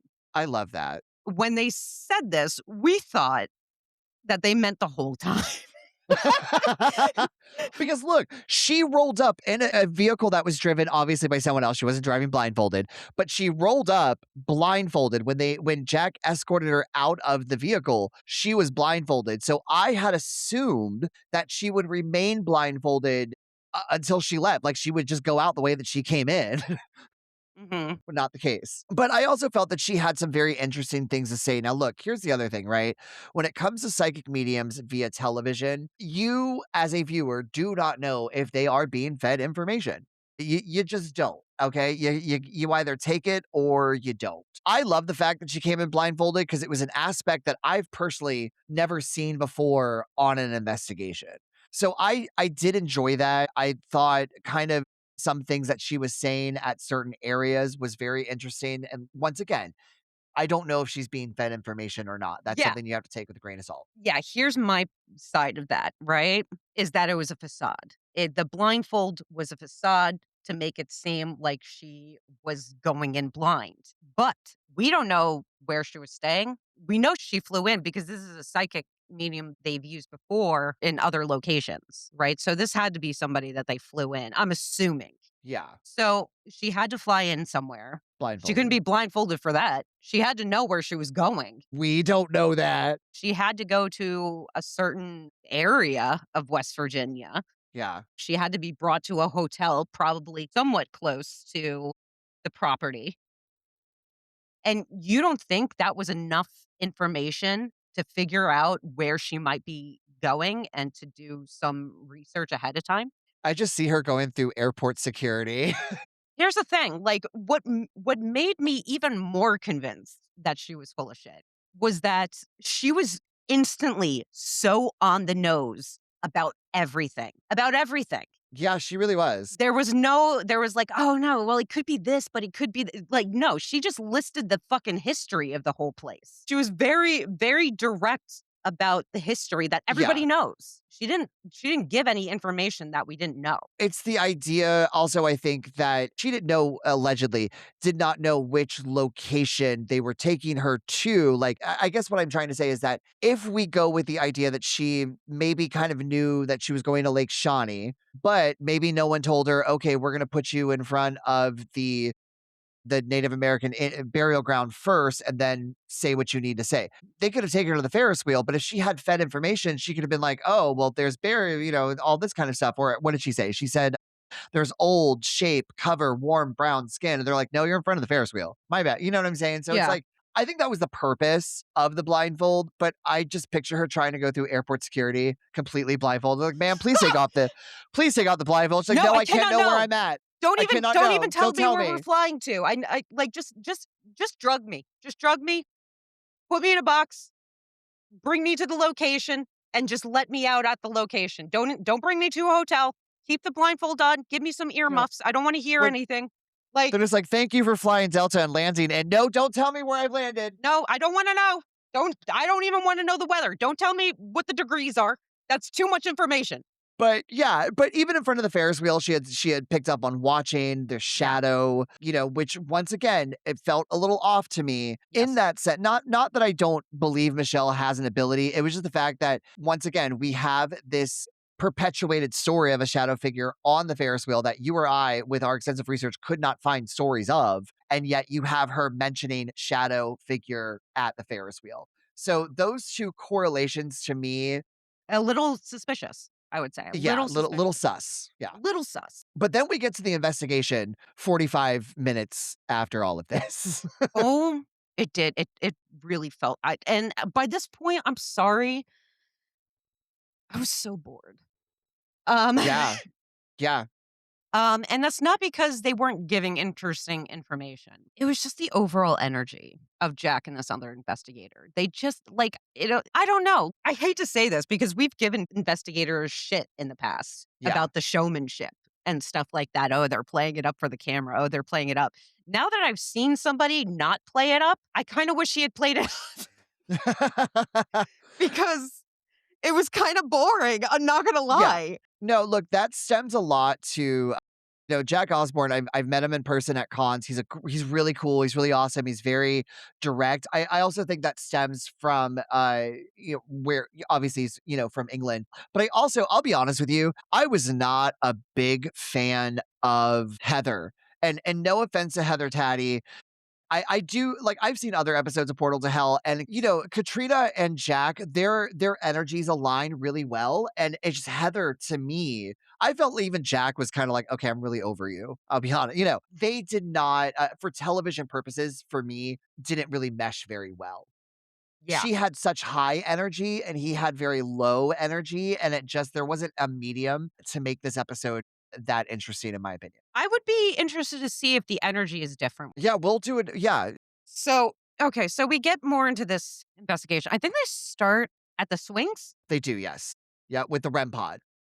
with the REM pod. I hate Your favorite one of I'm your being so favorite things. careful because we really had it out last time about REM pods and I don't We want to do did. that again. Let's just say it did seem like the REM pod was broken at Yeah, first. the first one they used. They Yeah, yeah, they had to bring another one. They had it on the swing first, they right? did, And then yes. it was Yeah. going off, they couldn't get it to settle, so they moved it to the ground, kept going off, couldn't get it to settle, and then they brought another one, put it on the ground, and then they all proceeded to crouch around it like it was a Yeah. freaking campfire, like putting their hands out to warm themselves on the REM pod. So and, like, especially now that we know the whole theremin of it all, Yeah. that was kinda sus. I'm not gonna lie. Like, I'm gonna I'm throw something at you. Are you oh ready for god, this? no, no. Okay. All right, Oh go, my god, go, go. I thought you were cramping. I'm sorry. So I'm gonna no. This is actually for your fields. You're in your corner there.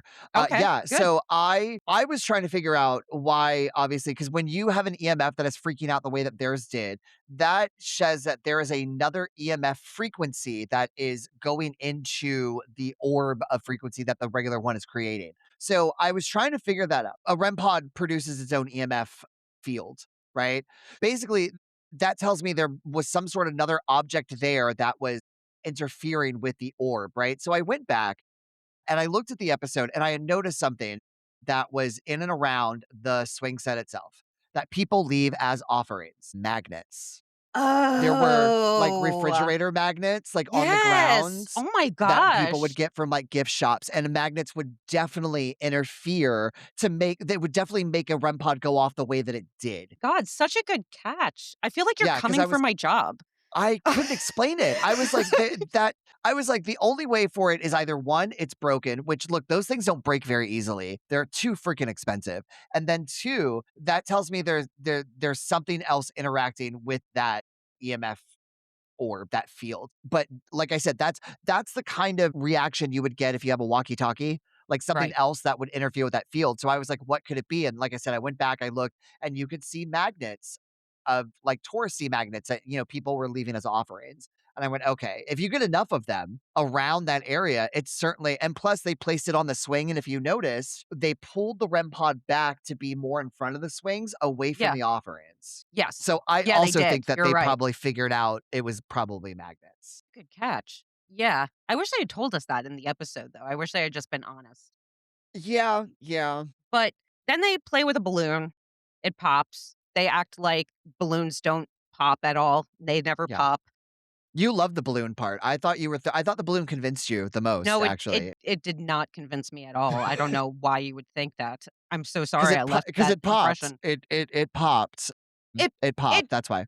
but it hit things. Like, that's the thing. It's not like it was just floating in the air and popped. Like, it hit the ground and then popped. Like, in fact, I'm pretty sure Jack touched it when it hit the ground and then it popped. And then they acted like balloons Yeah, never pop in the yeah. history of And balloons. I will say, I was talking to Bree about this after we had watched it, and you could see that they're all wearing coats and you could see their breath. And when they were walking on the grass seemed to be frigid, so it was stiff. In the scene, you see Jack bounce the balloon, it goes behind Heather, and he does with his hand, he goes to pump it, like to bump it back up into the Yes. air, and then it Yeah. pops. And then it And pops. I do think it hit a frozen piece of grass, which looks Yeah. like a needle. It's immediately what I thought when it happened. Yeah. It just takes Because one it one, hitting it the right, like the certain yeah, way. It's yeah, not like balloons are fortified. yeah, they're not It's not like diamonds. they're made of steel. It's pretty sensitive material that balloons are made Yeah, of. yeah. Watching that, It especially could how have they even focused been on it, one of Jack's rings or something. Doesn't he wear rings? his rings, but the fact that they really focused on that balloon for what felt like the rest of this investigation was not set. Because once again, you're dealing with something that is easily breakable, Yes. poppable, whatever you. Yeah. So I just did not feel that that was enough evidence to convince me that Emmeline. And also, here's another thing: is that if you're offering a toy to Emmeline and she really wants it, why is she breaking it? Yeah. But whatever. So then we actually, after that really lame thing that happened, we actually had something pretty cool happen. I Yeah, yeah, admittedly yeah. pretty cool and You creepy. We had to rewind it a couple of times and Yeah. pause. Yeah. So at a certain point, one of the cameramen was looking at the road because there is a road right there that's frequented. And they look over at the road and a car goes by and in the headlights you clearly see a person in silhouette. And then It was creepy. the camera moves past it and then I guess it tries to get back to that spot and of course it's dark now and you can't see anything.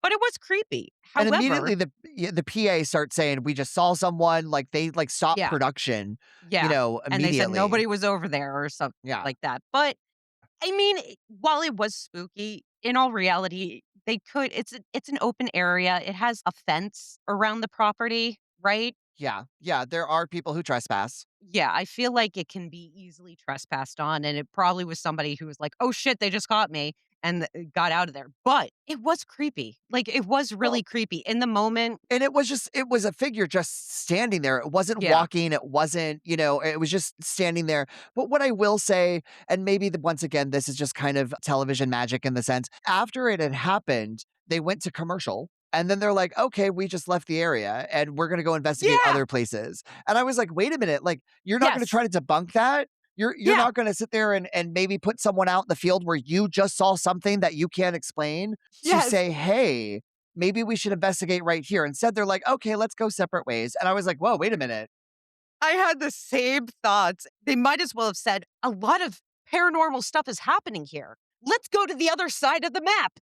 Yeah, It doesn't completely make other side of the map. it doesn't make any sense why you would leave an area that is getting so much activity, Yeah, yeah. And like you said, it could have been after a while and they didn't get anything, but in the moment and the way it's edited, it really does seem like all this shit just happened, and then instead of investigating it more, they were like, "Well, on to the next area." Well, because it also made me think that because they immediately went to commercial. Yes. Even though we saw it online, there was that whole like blah blah blah, and then it was a Yeah. commercial, and then it comes back.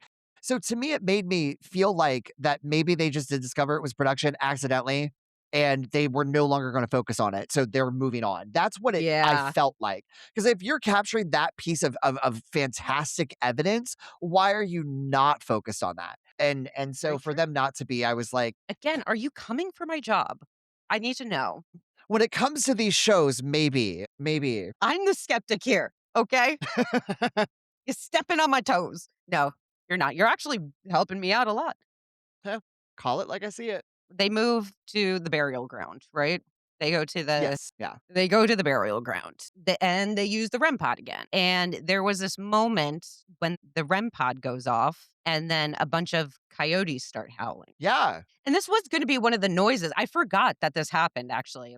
coyotes. It kinda supports my argument from earlier about Yeah, hearing because coyotes do this thing, I guess, where they make these sounds to make it sound like it's a whole pack of them, when actuality it's just like 1 or 2, but they have a way of making it's to scare off predators, yeah. basically. So, I mean, in theory, if they were close enough and they heard the sounds of the REM pod and they took it as a threat, that could have set them off. Yeah, Coyotes, they have good hearing. they do. Yeah, and to me, that was kind of like the only thing that, in my mind, that I just thought it was really good timing. They are at the native, and we know Native Americans were really big into animals and nature itself. So interesting enough to try and communicate via the coyotes, I thought would have been a really cool idea because I do think that that is possible with certain things. So, to me, I just thought the timing was really cool. But like you said, it Really could have was. been maybe they heard this high pitched noise and reacted. Yeah, again, it was something creepy that happened, admittedly. I Yeah. will admit that it was creepy, the timing of it.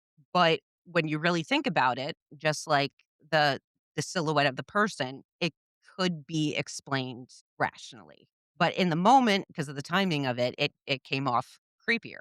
Yeah. But, your brain is primed for the creepy at this point if you're watching a paranormal investigation. So, things that might be explained rationally don't hit you at first. You have Yeah. to think about it. But anyway, they kept acting like normal things that happen in nature is a sign of haunting. So then they split off, and Jack stays alone at the burial ground. Heather heads back to the swings. Nothing happens with Jack.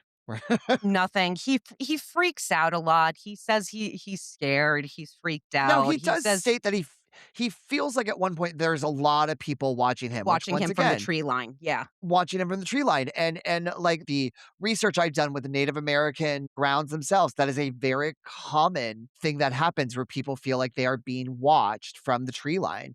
Yes, but I also thought that was cool. being watched from the tree line is not like an original concept. I feel like anybody with True. an imagination could look at that surrounding and be like, "Ooh, it would be really creepy if there was a bunch of people looking at me from there." Yeah.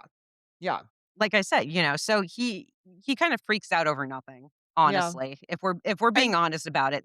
and he did make the comment that he is standing alone in the dark. So I really appreciate Jack making that comment. I do. Like, while the lack of showmanship is quite boring, I do appreciate his realness with it all. Yes. He does keep it very real. It's just not always that entertaining, but he does keep it real He for the creeps it most real. part. Heather at the swings, I feel like it's always, it's told like, "Oh, leave toys," right? That's what, like, Yeah. people leave toys. They leave toys Yes. for the kids. This bitch, What does she bring? What does she bring? Tell me. she brings cotton candy. I was so mad. I I really was was. I was like, so cotton mad. candy? She can't eat it. I've never been so mad over cotton candy. What the hell is a ghost gonna do with cotton candy? I loved the idea of that you're at like an amusement park where there's like popcorn and cotton candy and maybe hot dogs and stuff. But I was like, she can't do anything with something like that. Like, I Yeah. don't know if she expected the cotton candy to like get up and wander around at some point. She kept doing it, did she? Eventually, she leaves all the cotton candy there. Yeah. But in my notes, I wrote, "Places cotton candy on ground. Such a waste." Yes. I felt like they were gonna come back in the report of ants and be like, ants migrated here. We don't know where they came from. Cotton candy on the ground? Yeah, so she leaves the cotton candy on the ground, and she leaves the REM pod on, right? Yes. And Yeah. she goes Yeah. to walk away, and the REM pod goes off, and, I don't believe it was done by a spirit, but if it was, I feel like the little girl was pissed off because she's like, "What the fuck am I gonna do with this cotton Yeah. candy? She Bring said, me a "Bitch, cotton toy. I want a candy." toy." Yeah. Yeah. Because I feel like that's exactly what happened. That was a funny visual, imagining this little girl ghost, like, going crazy on the REM pod, being like, "No, take this, I don't want it." I feel like all the Native American children that are there, the clay children, they're like, "What the fuck is this? Like, Yeah. what is this? Candy floss? What? I can't do anything with this. I just, they're all there, 6, 7." Oh my god. I will never stop saying that. But no, I was like, why? The cotton candy did not make any sense. Because once again, I don't know if she expected to get some sort of reaction from the cotton candy. Like, I don't know why she thought that was like some sort of, ingenuity of Yeah, like, she really I'm acted thinking like she was outside the a genius box. for doing this. Yeah. Oh, 1000%. But overall, investigation was fine. It was just a lack of energy that kinda made it a little dull to watch.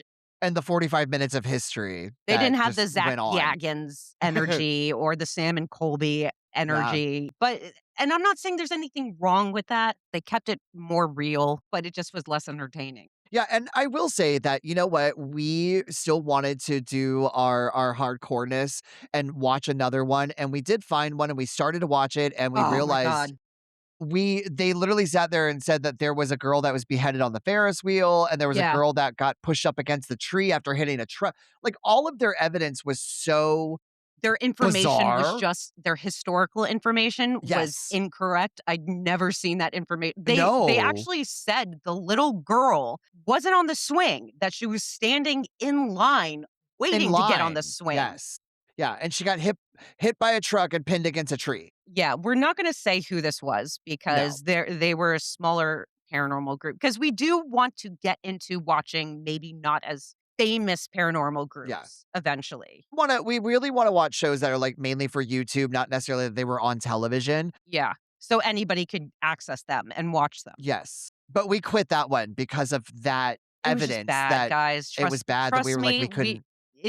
we would have just been Yeah. tearing it apart, and I don't wanna tear apart the little guy. I would rather tear apart Zach Bagans.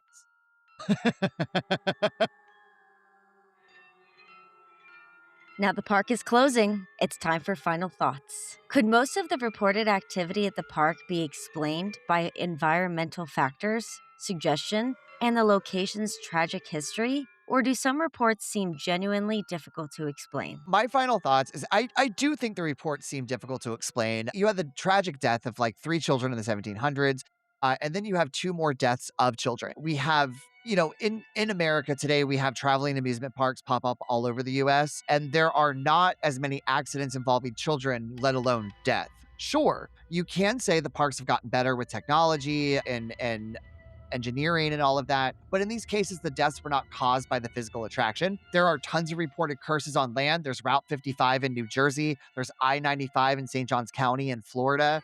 I just think the feeling of having something watch you when you're out in the open is something that really no one can explain. It's your body telling you that there is something there and you should not be there. So I just think the reports are pretty difficult to explain. I do think that this place is genuinely haunted. Are the names accurate or even the deaths that were reported accurate?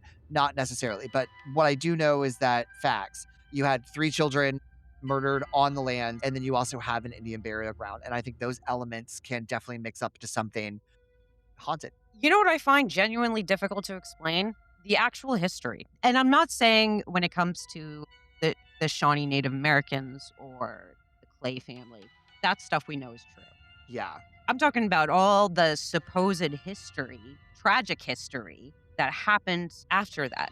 Because I had a genuine difficult time explaining history that everybody is saying is true and verified, but couldn't find any actual verification and couldn't find a consistent story about these tragedies. To me, that is very suspicious. Going back to the very first question when we were asked, does the land's history make paranormal claims more compelling, or are people connecting unrelated events into a larger narrative? To me, that's what this is. Yeah. They had this very real history, tragic but fascinating history. And granted, this was discovered long after the park had been closed. I think this discovery The 80 happened 1988. yeah, in the 80s. So it does feel like a lot of different things happened that are kind of being connected under this overall theory of the land is cursed. Yeah. And I would be inclined to believe that if I could verify that tragic history that supposedly happened at the amusement park. Because of that, though, this location frustrated me. I wanted to be Yeah. able to say, okay, this is true. This is a true story. This isn't a true story. But I guess because I'm sorry to say, it's not as popular a location as compared to other ones we've covered. I just don't think there's enough people trying to prove it one way or another. I mean, I did come across a couple of Reddit posts Yeah. that were posted like years ago of people it would be like one person every now and then trying to really figure something out, but they didn't get anywhere. I mean, a big part of that is probably because you have to go through a lot of physical records, but you would think something existed because both those stories about the incident on the swing and what happened at the pool are wild stories. They So to are. find zero evidence, I mean, the one that happened in the 20s, more understandable. because it was so long ago. But they say the little boy who drowned, it happened in the 60s. So to not find like anything that reports one way or the other and really verifies this evidence, it's suspicious. I don't want to claim that people are pulling stories out of thin air. I don't want to make that claim. But it almost kind of seems like that when you try to find the evidence. I think it's a really interesting piece of land. I do think it has a lot of history. I think they're exaggerating a little bit when it comes to the tragedy that happened on this property. And when I say that, of course, I'm excluding the Native American burial ground and the Clay family. So it's confusing. I don't know what to think. The only thing it kind of leaves me with is just feeling very suspicious about like any of those stories, really. Quick, pull her back down. She's spiraling. I'm spiraling. She's having another existential crisis. I right am. here, It's live. giving. See, this location is giving me an existential crisis, and I don't appreciate it, Lake Shawnee. But still, like I still think it's a cool piece of property. I think the stories are the true ones are cool. I think it's cool that an old amusement park rides are still up. I mean, how I would love to do like a photo shoot, like a creepy photo shoot on that land. My God, I would go crazy. There's a lot of really cool photographic places. Oh yeah. Yeah. I just hope, I really hope I'm almost proven wrong. I really do. I don't, because like I said, I don't want to claim that these stories are coming out of thin air, that they're just being used to connect the land being cursed story. So I do hope down the line, or maybe even one of our listeners will do it, Yeah. is I hope evidence comes out that proves that these stories weren't just made up. I mean, not that I want this to actually be true. You know what I mean? But I just don't want to think that somebody would make up such a horrible story about kids. At the same time, if those stories did actually happen, they're already dead. They're not going to care. I care.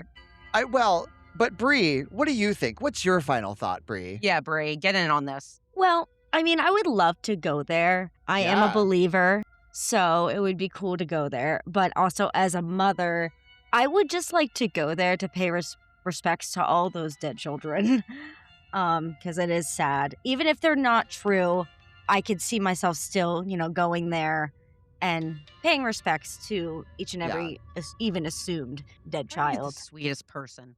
Why? We don't deserve you. You're too sweet, and we're not. Now, we have some announcements. Not so much announcements as questions for the listeners out there and what they might like in the future. Correct. Well, really quickly, before we get into that, one of our listeners, Steven from the Phantom Frequency, he is actually going to be in West Virginia at the Mothman Festival in September. Steven, since you listen to us, go to Lake Shawnee and let us know. Get some Okay? answers for us, please. Get some answers. Okay, you're going to be right there in West Virginia. I'm not sure how far away Lake Shawnee is from the Mothman Festival, but go out there and get us some answers, please. We need answers. We need it. Yeah, go into the archives, look at all the papers. Break in. Yep. Don't do that. But also the second thing is I really wanted listeners to know that when Jess and I do our research, we do a vast majority of it separately, and we don't really come together until we are recording. But I will say, during this episode, a lot, I would say over 90% of the articles that Jess had listed, I also found myself. I'm just saying, like, you take it the way that you guys want to take it.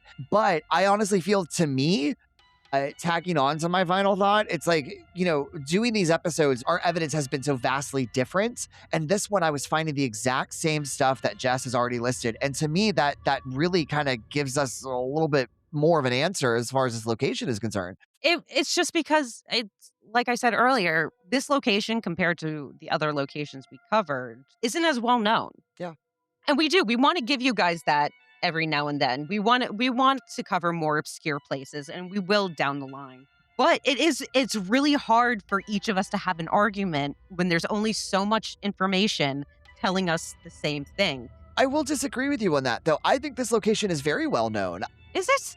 Yeah, I have found some of these books that I found were written in the early 90s. And if you go onto YouTube, there are tons of people who have investigated this location.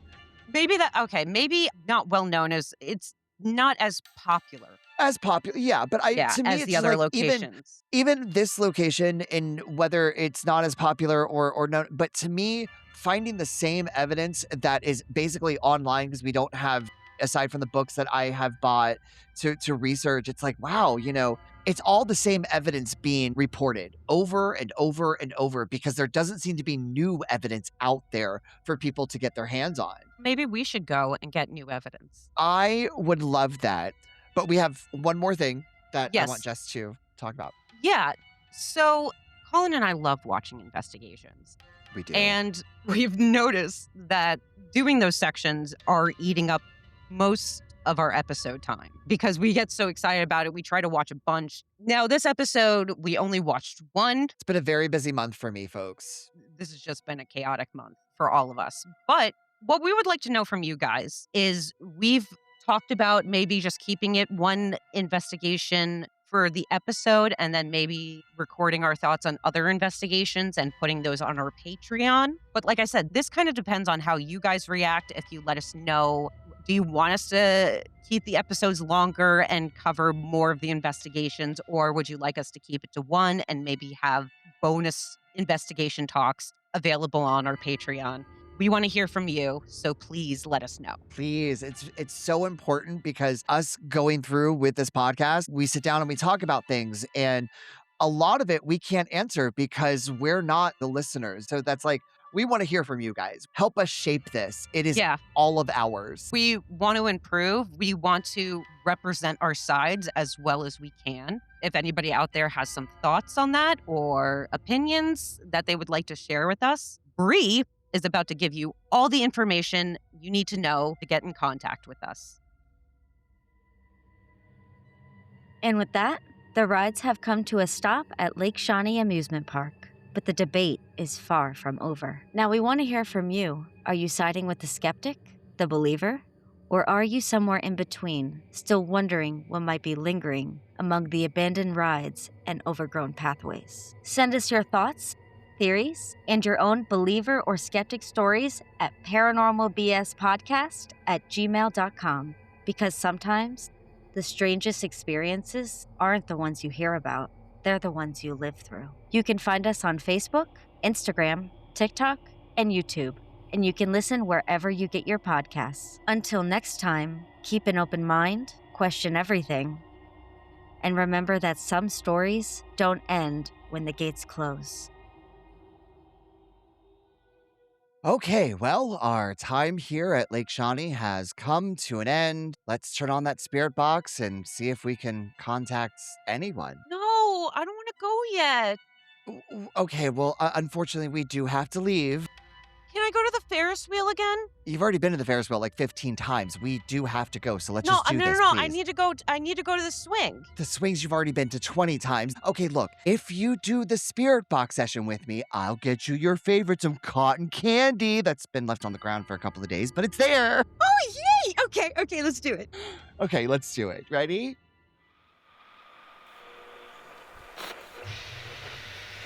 I actually think that's real. What is that? Okay, grab the stuff and go. Go. Just grab your stuff and run. Run!